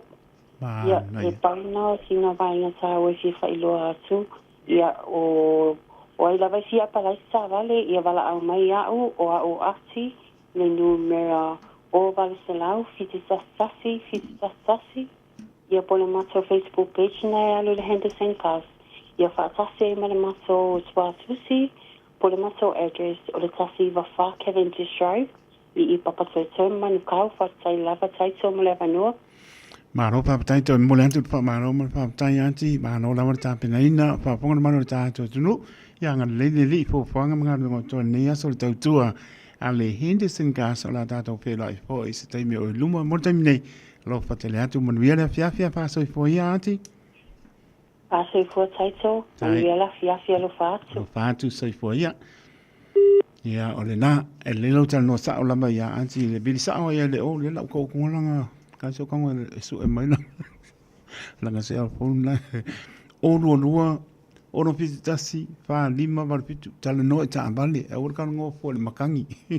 o lua ono pitasi fa lima marpitu o le o lua ono pitasi fa lima marpitu ati na ia pe mo fo le over selau fitu tastasi over selau fitu tastasi le tautu ale Henderson Gas tasi va fa Cavendish Drive i Manukau City mo le lava le tautua le Henderson Gas. E le whaingofia le toi fo ianto whanau ia onga ona o le taunga tau le soifuanga wai nei. Ai o te pereina le Digicel se whaapitoa e te ono marumalo ai i whailonga ta i 5 selau tala cash e se fulu e se ina yaso for waile te tasi e 5 whailonga ta i 5 selau tala mo risila 5 whailonga ta i 5 selau tala mo au se talia la fone lonsa top up lusu tala pe siliatu mo so wabaro ai te ono marumalo ai e te anga wa fo ipe a whaongale au nanga le ClickX e lafo ai le sele ni i le MyCash a le Digicel i Samoa Fiti Tonga Mabaruatu ia inga o le rei whaapitoa mo nisi whaamtalanga asiasiane i le digicelpacific.com Sekia Digicel Jana whanawha tia roa ua te talaina nei le waunanga e veni mo whaatangwa i au ki lani ni sila numero tasi John Coulter Drive i le Auckland Airport Shopping Centre tau whatawhatonu lava le Warehouse ma le Countdown lau pale o fulau iloa le e veni Auckland Airport Shopping Centre Matau te whaia ni fo aroi le aso lava i te fio mai ai i le Shine Dental ai e ia inga whaapitoa. Matau te salia le Afterpay, Zip, Q Cards whaapea Wins Quote i le Shine Dental. E whaia fua whaatalanoanga ma le ACC i le Shine Dental. Le aise tongi mo whanau i le bao le se furulua i le se furuwalu tusanga i le Shine Dental. Talanoa mai le tongi ina le whainga o ni fo i whaonga ai le Zip, Smile Now, Pay Later. Le aise tului i le Shine Dental. A fio mai le 555 Great South Road Manukau pe wala au le lua fitu ono whawha. Lua fitu ono whawha mo le Shine Dental. A whaia lo sa ili sea o ngā a matsa molo walu. Aua loe te toi popole o le Galaxy Childcare e tele o na la lai au ki lani i saute. E toa tele whaia o ngā ngawaa o le a o ina le whanau e ia inga whapitoa pe a le sitala lo walu. Tolus fulu i tū la, free. A vanoa le vena le a onga mo whemalanga inga le whanau, free. Maua mea aia le whanau, free. E ia inga whapitoa. Mo nisi whamatalanga, whaafsotai le o lua tasi, o valu tolu, lua fitu, lua iwa fitu. Radio Samoa. Taslima iwa tolu. Amo.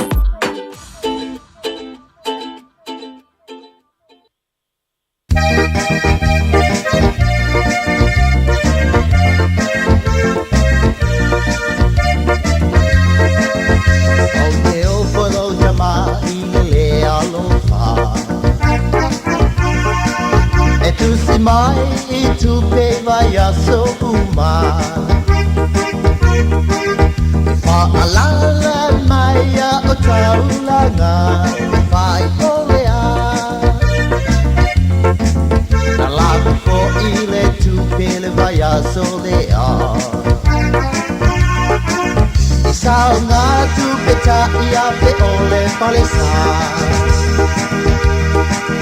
ela tua itu pela a oni usila o ole lava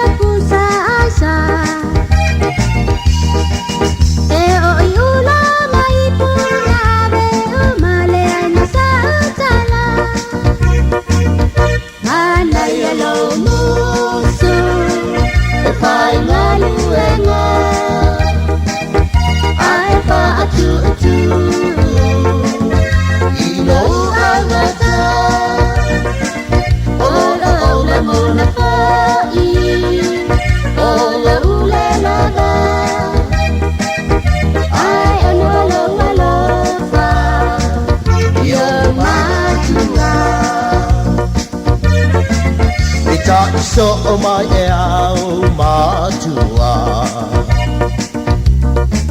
I let my phone oi le matana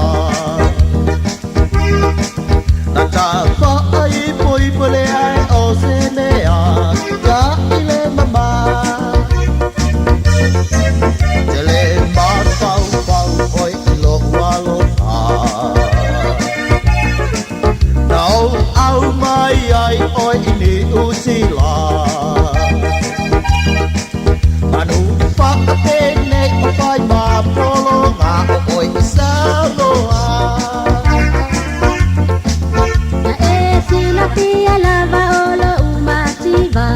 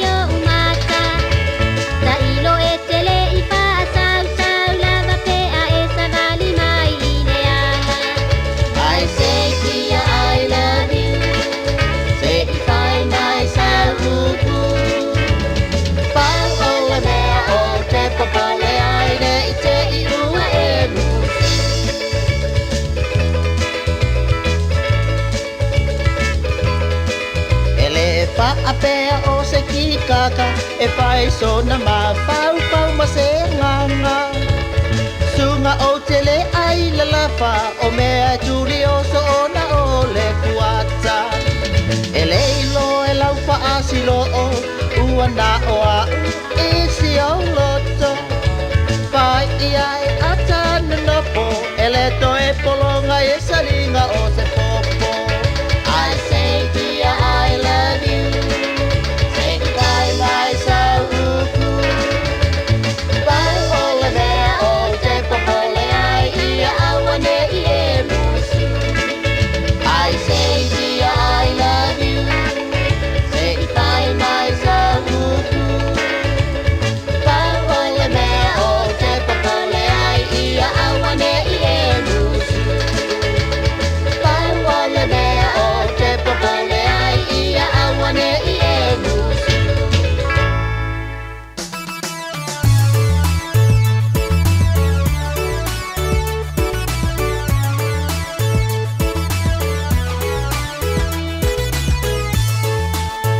Na o a kusunga i lau ai ngā ai whaahi Umai e lau koe i ngā whewhe luka i ka Toki a koa lou wha moe moe Au ue malau kusa mā moe se sunga ia oe Ia oe A o whea ko i ka ku ngā kala Lea sa whaia i le malama lama e wa ai o maka Ua ia oe a o lau koe inga O ka e o ka fia ka ngoli mai longa whai whai ika E fia ka maleanga Maa wha makalanga Ai se elingo fie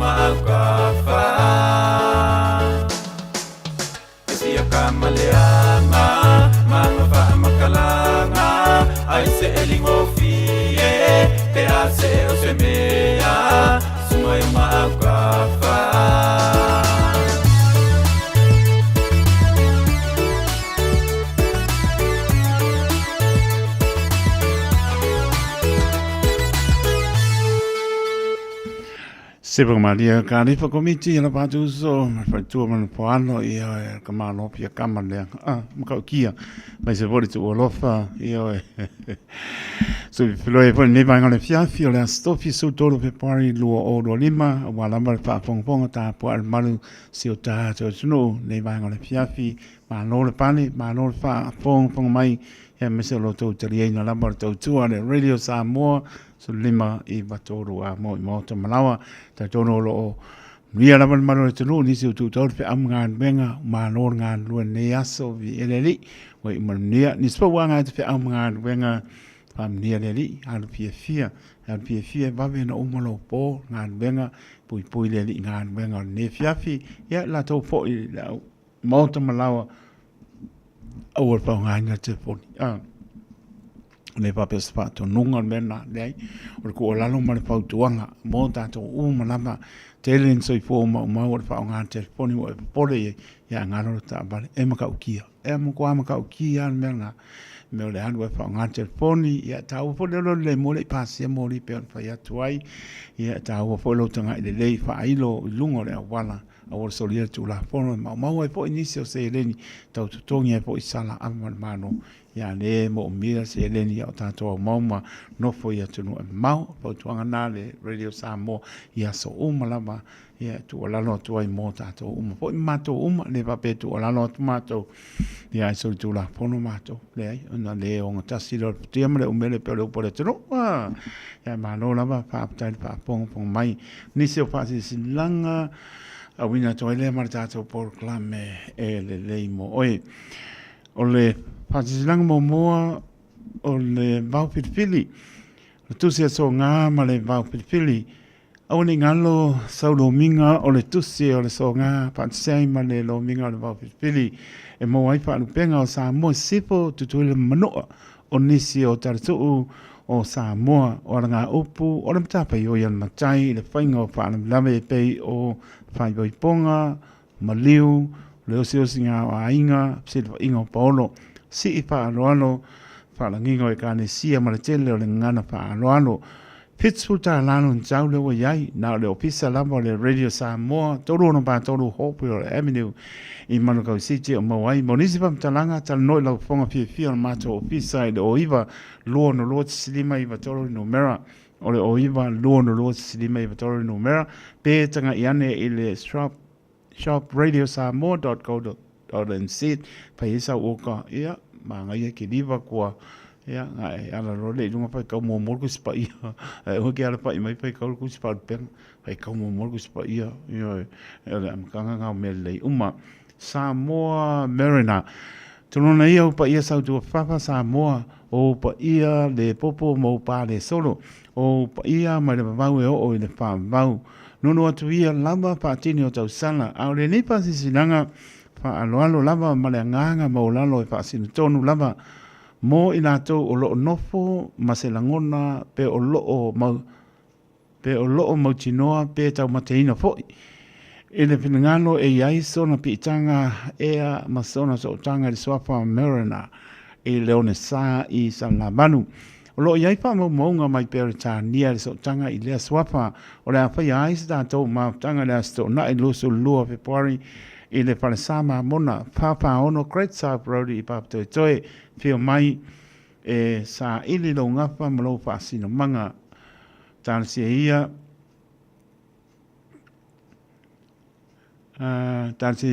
tato felo ia le lofa le tua pa mole manto mai sa light plate ia mortato ipti morisi fam talanga pa mole fa so tai mai le oro tasi lua te stolu lima balu ono fa o lua tasi lua te stolu lima balu ono fa ia mar fa alo tele lava fa tai to yoti muli ang tele Marina o le fianga o mo ta o le antau to ia piso mo na lau Yo pa ia sau ngata Samoa au le ni pasi silanga e fa sin tonu lava le maptanga o alo mtampa na o mota I au kila nei fa peni o matou paolo mawalunga matou te maluai so se tafa o ke lope tu lon lava o le apa tonu wina tatou fontanga le asto nai o le aso sulima o February I le tu la spulurua I le awauli no fuanga masani o le PIPC pa toe o le numera balu se pulu pole no mera balu lua wali rodi pap to toe e wala au pa lo to wai foi ia ina to uma sa ta ano ile nei kalapu la kapi mota i sa mo ma kila nei o lo ala papa au ia kila nei ina ia tātou a wai i le nei pontanga a wāre wha moe moe tātou kalapu la kapi sa moa e tā ua tele lo a wai mai wha arisau pinangano tāna soi fua i le lofa malanga leo le atua tai tai atu lo to soi fua i le aso mana tua mai le stala monisi pam talanga pam so tai mai le oru tasi luo na tolu tasi fitu baru tasi lima fitu o le oru tasi luo na tolu tasi fitu baru tasi lima fitu o le oru fitu tolu tasi fitu baru tasi lima fitu o le oru fitu tolu tasi fitu baru tasi lima fitu pam tai tele lo le maptanga numera na so tai mai ai monisi me pia se fia malu o le tātou maptanga. O le suapa seutala noa, le peoanga o ewa ianoa mai sipo, e ta ia pa ia ma le mamalu sa moa, yo pa ia le popo mo mamalu sa woo. A wai pang tau pa ia le abea mo mamalu le to e sea, pe o iai se pa mtalanga pe le ai, e tu mau lamba o pa ia mai le babau e o le pa bau ai pa pito o nga pa ia se pa mtananga i suri uma o le suapa o se utana noa o le fio anga o eva iano a maa i sipo o lo o papa ao malala i nisi nei e te tala watu uma le nganga mawalalo i suri uma o le suapa seu tala noa o le fio anga o eva i tono ni sila o le awhai stato tal noanga i le asto na i le suli lima Februari le tu lai lua i le aoli i le tuantusi numero valu kat meo Avenue i Messi o le mta upu e fia tal noina o le sa ilia lea o se tasi e tausia si o tatou a inga i Samoa mo le se fia o le bon tu ua le a inga e le tofa ia seu tala noa a fatia ua fai ilangi le turinga sia o le foi e le o maua se whamtalanga e le tō whā ia seu tala noa situe. Ea mau le ale a bealo le a wai mai e suia ai se whai unga o le atasi ai lo tātou a inga o na ua mai se unga o tu uaro tātou a inga e le ai se leo i upwhai se o tātou fio anga o eva ia e meise o tāpo inga e ka le sia se o tātou nuu whapea foi se o tātou i tū mā lo. Monisi pam talanga le lo whapso tawa le oru atasi o warufitu toru fitu lima balu o. O le oru atasi o warufitu toru fitu lima balu o. Whaptai sai nia le nei whasi sinanga e whaulafo Samuelu Samsoni, Pepe Samuelu Kowe Whaulafo, Olive Samuelu Seutaloa Maleanganga Whaaloalo, Maptanga pale alupo, mapuia i te tō ai lepa le foe e peo pitaringa ia manono. Ua maite ai nei le tia sa, ua langa foe le nganu furia wha. Ai e le ti a ifo e le nonu, e lau le fiso, e lau le tolo, e ala tasi le maunga yolo, tulo turon lava, ai mātou whāsi te lātu ai, ma le awa tele, ma le mingao e le maputanga, sio mātou fio anga o pale alupo, pa ia lama lea a wale fio a waa, le tupu wha no whanofo, wha pēr le usuari, a fio alo sinla, wha o ea le maopu, o nā whanua, ea malamatua, tainane lo tātou to a wha, sila la e wha pēr le mamalu, o le tāpua inga tasi a Samoa, mātou te wha pēr antu ai, o le antu e usuia, le whailo inga le tātou maputanga i le asa suru ono Februari 2005 le nopuanga Masani i Glen Ellen, numera Lewis Fulu, Westwood Hall Street, i le tu lai lima i le apiapi. Monisi vamtalanga e lelo tal no le oro tasi o valu o no iba fa. O le oro tasi o valu o ono iba fa.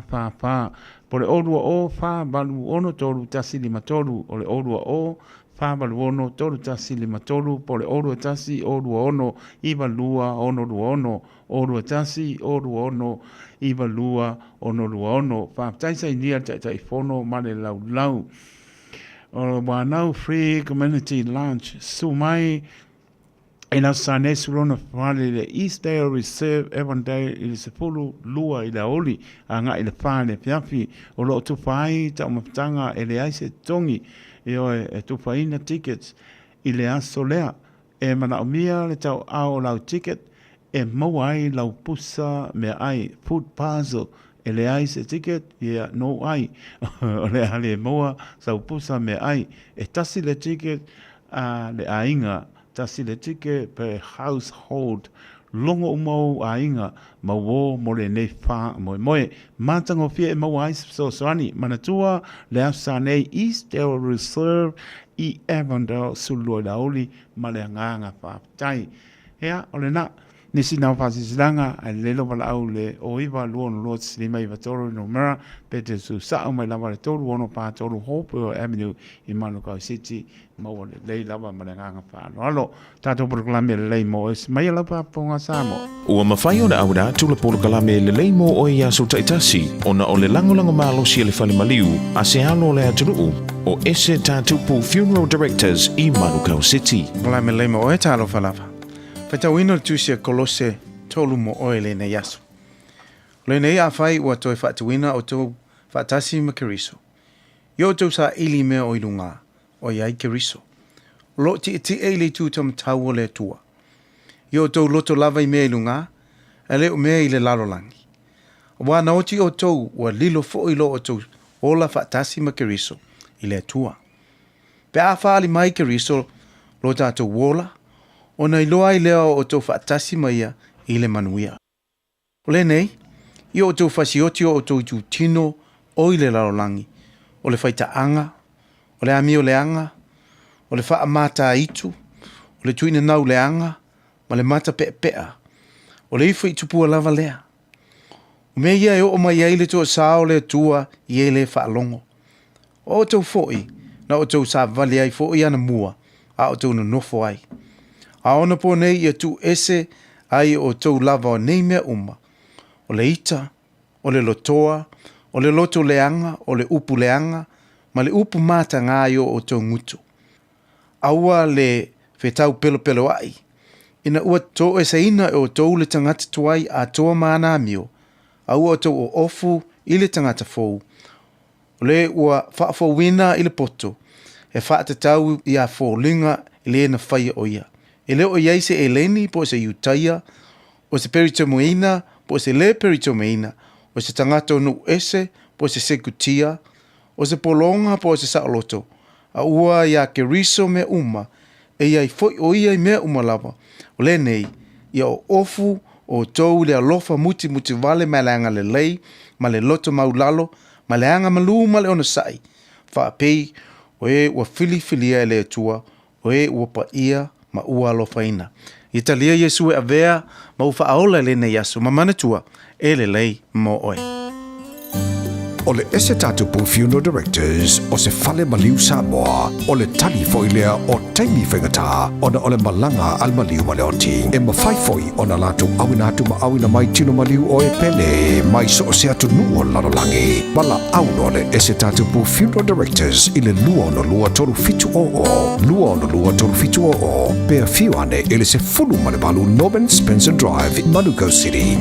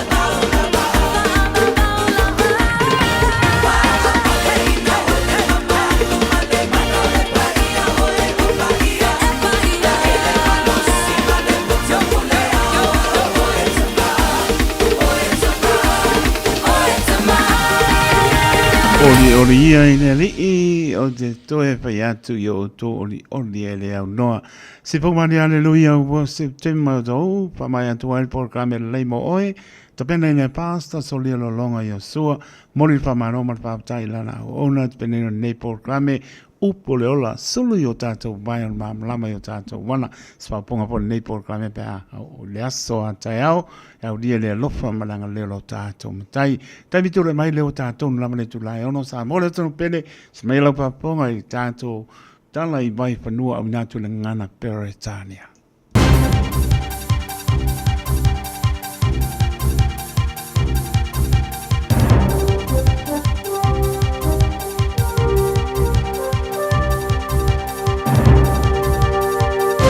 In this update, a class action launched in Auckland today questioning Johnson & Johnson cold and flu products follow similar suits around the world.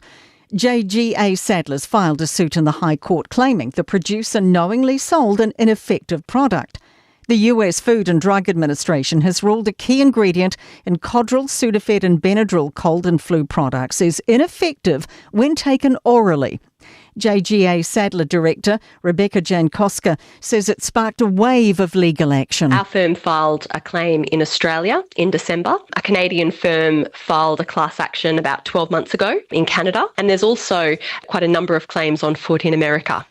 The Commissioner heading the Public Service says it's on the cusp of a digital revolution. Sir Brian Roche addressed the Waikato University Economic Forum today, outlining challenges and opportunities ahead. Minister for Digitising Government Judith Collins says AI is a major opportunity to boost efficiency. Commissioner Roche says it will transform how public services are delivered. We have no choice but to embrace it, as we did the internet and smartphones. But we're going to have to be smart. Former TVNZ presenter and anti-vax campaigner Liz Gunn has had her Auckland Airport assault conviction overturned. Gunn was accused of illegally grabbing a security officer's arm in February 2023 after she was told with a cameraman to leave. Blake Benny has more. Gunn's lawyer argued the touch was light and not intended to be hostile or confrontational. The 65-year-old was convicted and discharged in November, meaning there was no punitive aspect other than the conviction itself. Today, a High Court judge ruled that was a miscarriage of justice and the touch was acceptable physical contact, not assault. That's news. In sport, Warriors coach Andrew Webster says they appointed Mitch Barnett and James Fisher-Harris as co-captains for the upcoming NRL campaign because both have shown their value as leaders in pre-season. The pair become the second set of co-captains in the club's history. I felt like it was going to be pretty obvious that Barney was going to be our captain. He'd done a great job when Tohu didn't play last year. We never wanted Fish to have to come here and have the responsibility of captain. We just wanted him to play really good footy, but he hit the ground running with his leadership straight away. They naturally just bounced off each other, drove our standards. The Blues have signalled their intent to go back-to-back in Super Rugby ahead of their Round 1 grand final rematch against the Chiefs at Eden Park. 8 months on from ending a 21-year drought for a full title, the Blues will have 10 of the same starters on Saturday night. That is sport. I'm Raylene Ramsey.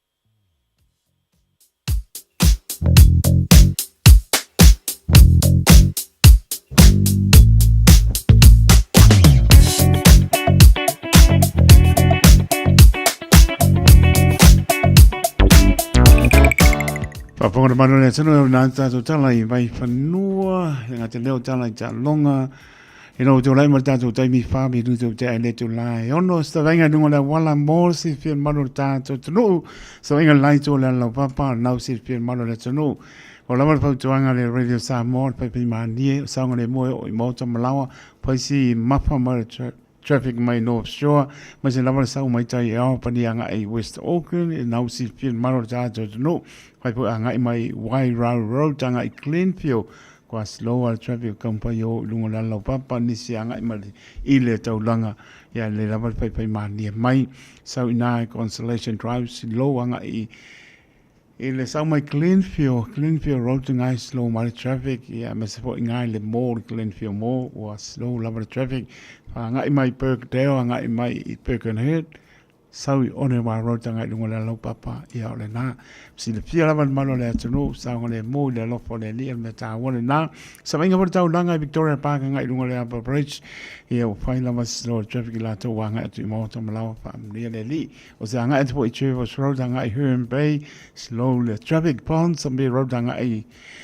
nga ia tu i Newton Road ia la ko to mineral sole mo poloka le don me nga ia mo silpia po malo le tu ai fiu po ia aloi di isi a war po ha wo silpia o mo na malo ta to no ia le la pe ma ni atu nga etu New North Road nga i New North Road in Marabet was slow the traffic sautai i Auckland Sipo i Henderson Glendine roundabout nga mai Waikome Cemetery ia sau i lane mo nga mai Evandale o mo kwa slow traffic a pe mani mai e o malama e me lo anga iai sa mai ngale tau langa mai Simon Street anga e Kaibabas Newmarket Remuera sorry ia o mo kwa mafar traffic le fiafi i o e polar kai me ka ngoi saunga le mo le se me la an wo po la ko na wo i man nia nga benga pe mani pa lava awal fa nga ina te foni anga mai i Manuka Road Queenstown o ne anga slow the traffic pe tanga i mai po ngor motorway i Green Lane roundabout tanga i Mount Wellington ia o mo slower traffic mai ngor motorway e pe mani anga i mai ia ma to karo mai ia la ko lole i Manrewa takanini poke koe ia niso no tu o yanga ia te i saunga le mo pa ngā maranga nepia pi i le lofa maranga le ro tātua tua o stamenga na i lunga le awala mōr sit pia maro tātua tunu i na ua tula i maro tātua taimi leo ua ono marapi lutu ua te ai le tu la e ono Toe patalo patu tau tua de radio sa mole a tolu ta tu tunu misio na yo te ma na yo tu asin sina ta no fai ma no le pane fa tai lo fa fonga ta po mai mo ta malawa pe lava le tu lo e ma puta mai ai ya lo fa tai to mo to ya pa pe no le tolu ta tu tunu yo lava se o au pito titi a lo fa tu mo to ya nga te no la pinga no Sofia le tu fa ta lo fa tu ma lo fo pa tai le on sai nga venga ne tuo pala umina yo to ya morto marosi tino sili le nganga pa tumu le tu wale folo ina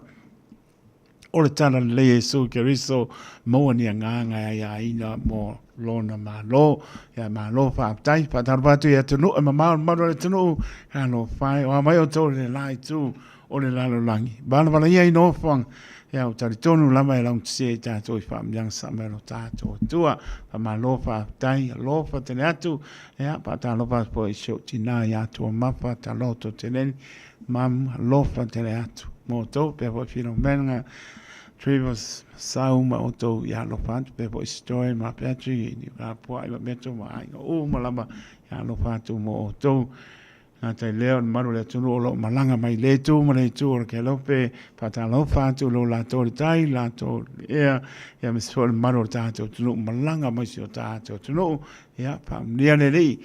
tai me o pe ai fo tu no ne tu la stai me to tu o ne tu fa nia le li man via ta tu fe lo ya o man via fo i ta tu te ai ya fai me siri lava le lofa malanga le tu le to so fo maro tato wala tai tu mai vano mala me tu te o te ale tu la ono to tu le radio Samoa sulima iva tolu amo pa talva tu ngale apia polinga ya ake fio sue ya sina leo ka lo fai lo fa tu moto vai bao tia ya ma lo lava le mai pisa kauli ya lo fa tu ma lo lava le ma puta mai i Cold Ghost e o fea iai. Brisbane a misa kaori malainga i ala patu alo sina ati mai marabet pa tai ma no lava pa tai ma mai pe po ia Marietta alo fai alo tele atu Marietta malainga via po i po panga o le nea fiafi le alofa lo tato tua ea mani se o maro le atu no lava penal ma puta mai a misi ia o le pole patu ia Marina mai lato uma ya lo patia po pe ala tala ya ya Malaysia mare teno ya lo patu moto malama malunga le YouTube channel Ya, via dele, panga solo tanto programe, se pa ele July. Fitu musika se filo de pia. 24 hours a day, 7 days a week. Radio Samoa streaming live on www.radiosamoa.co.nz. Hi, I'm Leilani. I live with my husband, kids, and my parents. When one of us is sick, I call Healthline. It's a free service where I can talk to a nurse or paramedic for health advice and information about what to do next. It's available all the time, 24 hours a day, every day of the week. And if you want to speak in your own language, just ask for an interpreter. Call Healthline on 0800 611 116. Jalo fana va tia roa wa te tala na nei le o nanga e veni mo fa tangwa i au ki lani ni sila. Numero tasi John Coulter Drive i le Auckland Airport Shopping Centre. Tau whatawhatonu lava le warehouse ma le countdown. Lau fale o fula wiloa le e veni. Auckland Airport Shopping Centre. A whaialo sa ili sea o ngā a mata molo walu. Aua loe te toi popole o le Galaxy Childcare e tele o na la lai au ki lani I saute. E toa tele whaia o ngā ngawaa o le a o ina le whānau e iaia inga whapitoa pe a le sitala lo walo. Tolus fulu I tū la. Free. A vanoa le vēna le a onga mo whemalanga inga le whānau. Free. Maua mea aia le whānau. Free. E iaia inga whapitoa. Mo nisi whamatalanga. Whafso tai le o lua tasi. O valu tolu. Lua fitu. Lua iwa fitu. 24 hours a day, 7 days a week. Radio Samoa streaming live on www.radiosamoa.co.nz.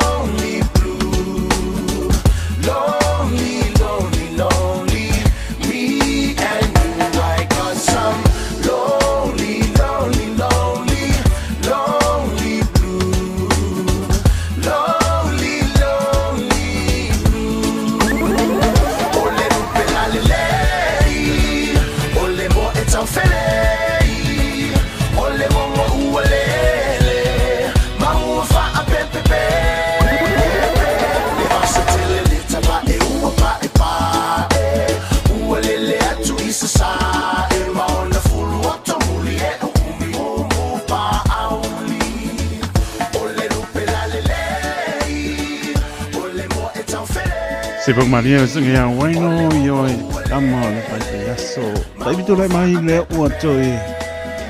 Luas ku barbe te ona tana le to lai fitu tan fitu avinat muli o tato tana pe pa ponga ine so. Tau mai tanga mai tipi au tanga mai pe atani to lai fitu pa na misi le balu tai au misi sulua. Ya le semete atunga welo fingal. Nga le maro lo le leia. Pe maris kamano fa kai leo ao asulo lunga marco pai koko ai mai a Marietta lawa vela le sua fai le fiafi ai nga il pancake fa taia Marietta vai me ka azo ko ai voi fa kai mai ano sinara ko ya malo lava pa tai le mai ano sina Marietta pe vo sunga ya pa ya tawai to sia tai ea popea lautala ea pe fo i oe i se la wangalea tānia tui pelea ke frost ea mano lama sina leo kano whae ea manuia lea piapi ina leo mano lama maputa mai lolina o la moe ea mano lea tunu o lo maputa mai lunga le ape po linga malunga le YouTube channel ta lo fa foi se o ya mau ya male partua ya ne ya fu male no fo alo o neanga ba tai lava mau le mau te mai ya ma partua ya ne ya fu ape fo sunga sa panti male partua ya Elizabeth male no fo alo istamaki ya me la to umana lo ma puta mai le tu male tu la langi tu no mau ya pe fo ya au ki lani bona nu tu tua oi ai pa ma no lava pa tan ma la tunu ta to mai foi tau fiafio le nei aso ia ta tono lo mo lunga lava le mata ngo fio le lofo le i le siningia pe lava nga i tanga te soi fu e ma kau fe ko i vo le lo langa tu lo le nga ia ai le siningia le lofo le li lo le anga ia le li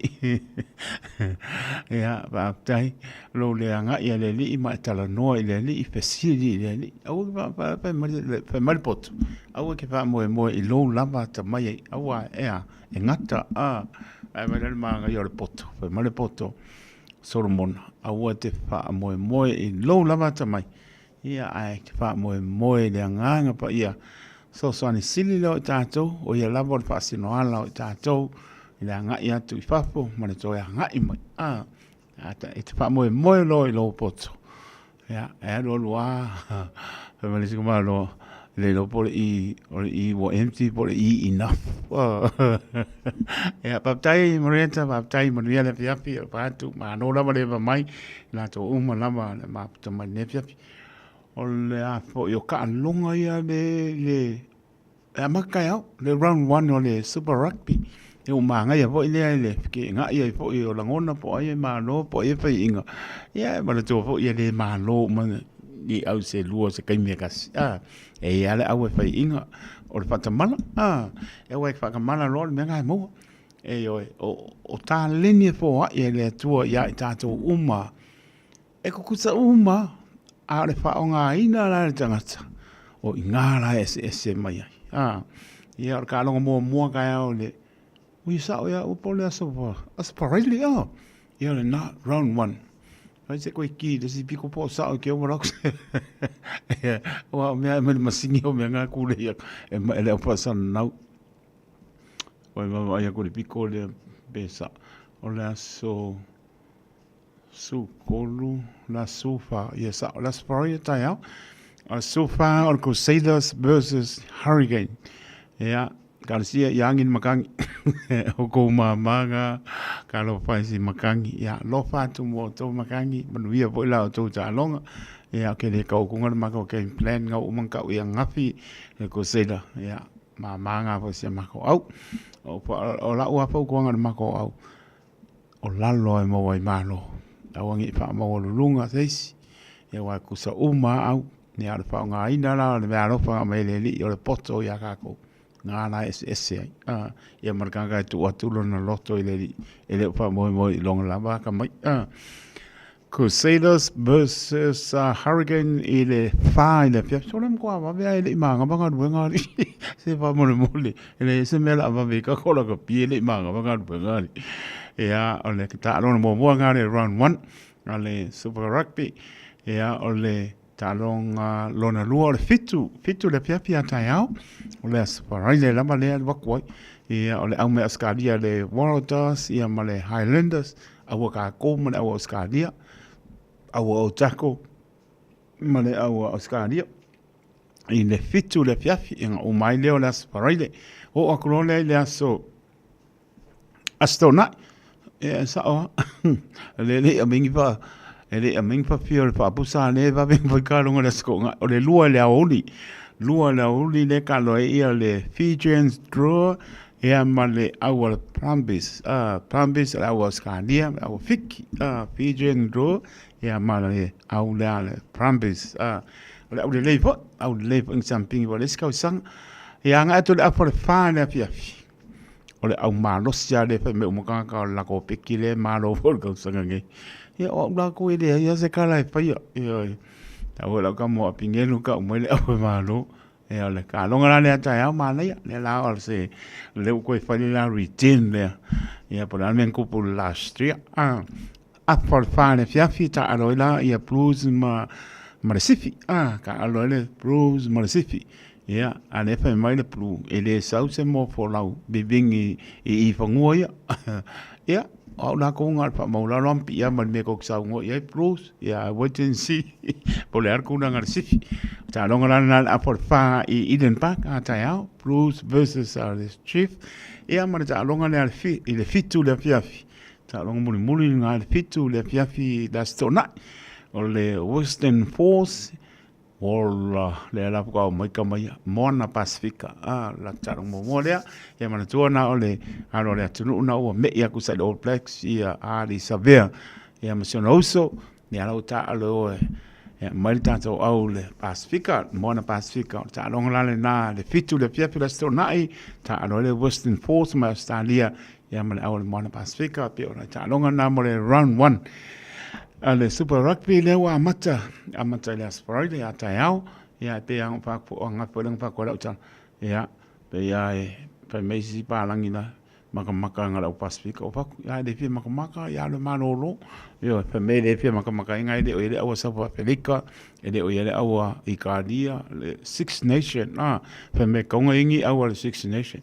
ya ang pa ko le Spanish ya e ka ngo mai o usala ka pia o ke le ka pi ia o maka ia ko basketball ma netball ia ma ko la pi pe me ko ngai le sa pe me a ia le o South Africa o ma ngai o le Super Rugby ia pa ia so le ia au ta longa na mo le weekend ta amata le Super Rugby le round 1 mo se pe ma lo ta to no e mai po se ki lo sky e ke o ki ya ko vi so le me e sa wela ka pi ya o le o sky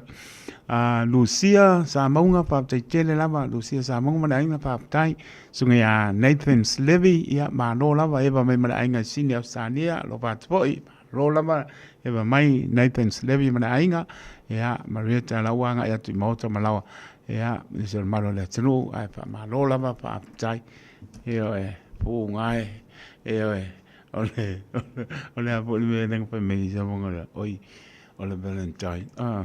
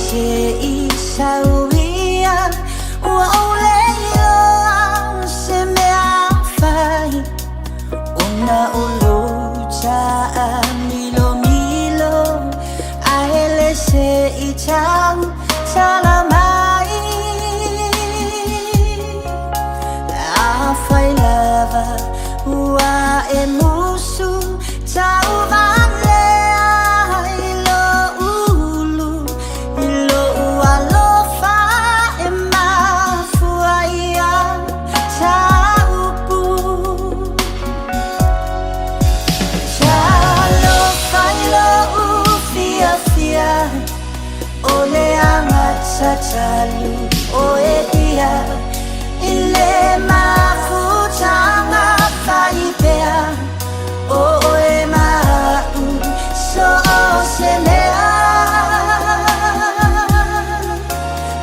Awhai lava ua e sola Tia I te pehi o se polonga Ai ui I lea o e lava Ma so alofa Ai ui I lea o e lava Ma so alofa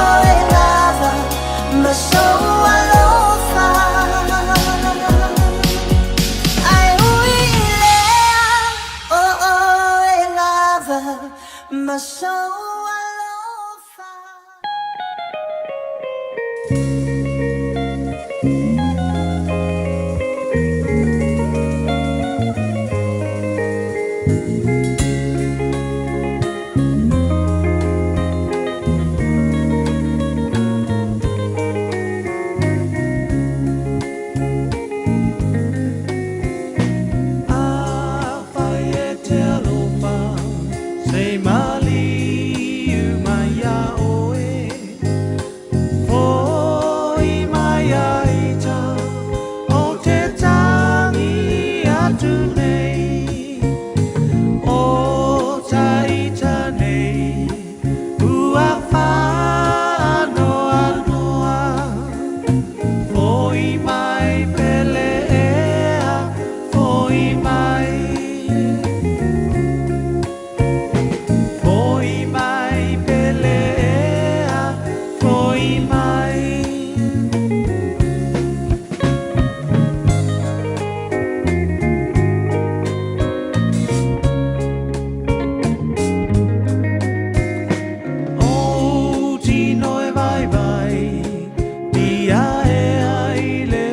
vai Tafia te patasi Dalinya falling a matalasi Se tasi uasili atu Fahangalo ilo manatu Foi mai pelea Foi mai Foi mai pelea Foi mai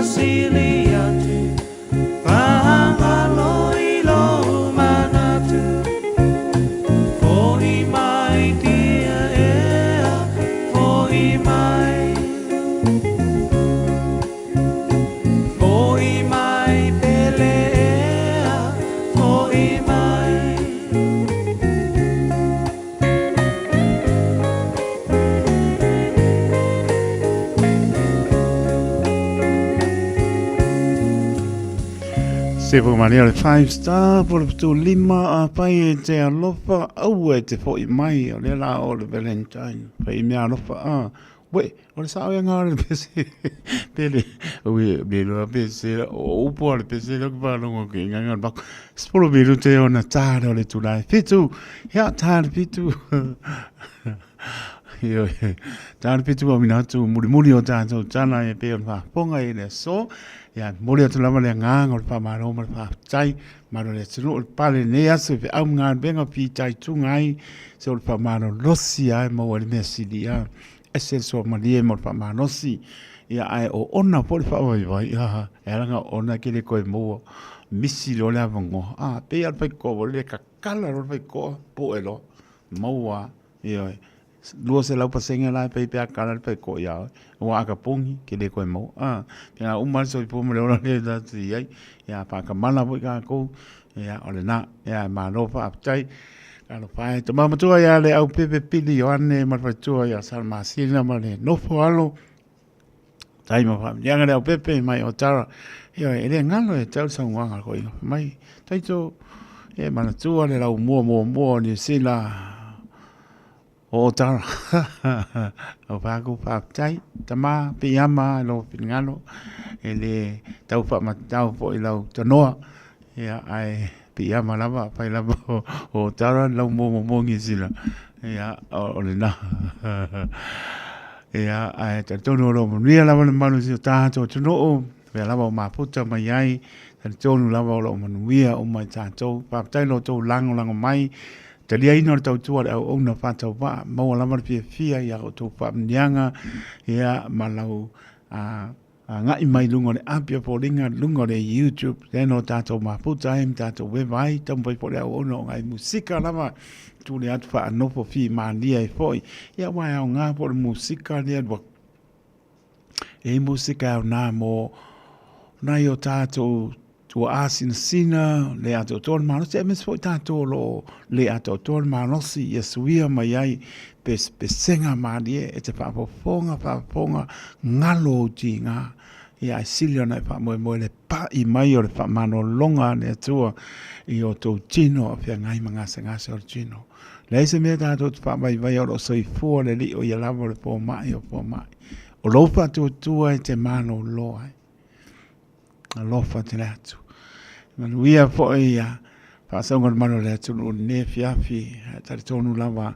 i le lo fo le li e lang sia mai ata to ya fa mo la mo le lo fo le tu Whamnia le atua, la tō lunga le ala, pui le ilo tō soifua, whātono ina I maota, malawa I le file mua le ni, le ngato ne tuno mau I le whaingo fie, pia lava o iai, tātou te mātaana lava, tātou te talo I le lofa le li, ya lofa te latu mo le malo le tuno o manuia, po la whaasonga ne fiafi, whaatai ya tua wā seko manuia, whaatai manola lava le maputa mai, ya lo pantu Marieta tai manuia po pongo to nefiafi tai ma mai tai le pepe alo potene atu mo lua male tua male ainga Monica mo asimi ya ma no lava tai lo potene atu mo maro le tenu pe misi le swapa ya te talo le li pa manuia ati to a esia musika le au natu ai muli o tato tana pe pa ponga I le so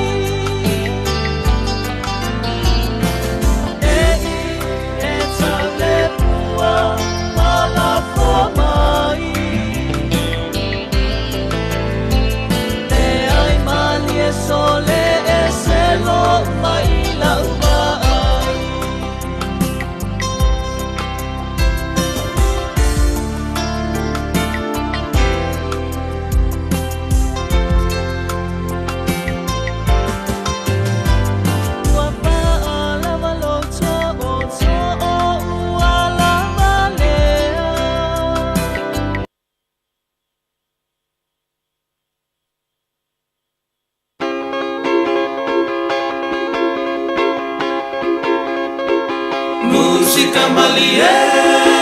awe fefe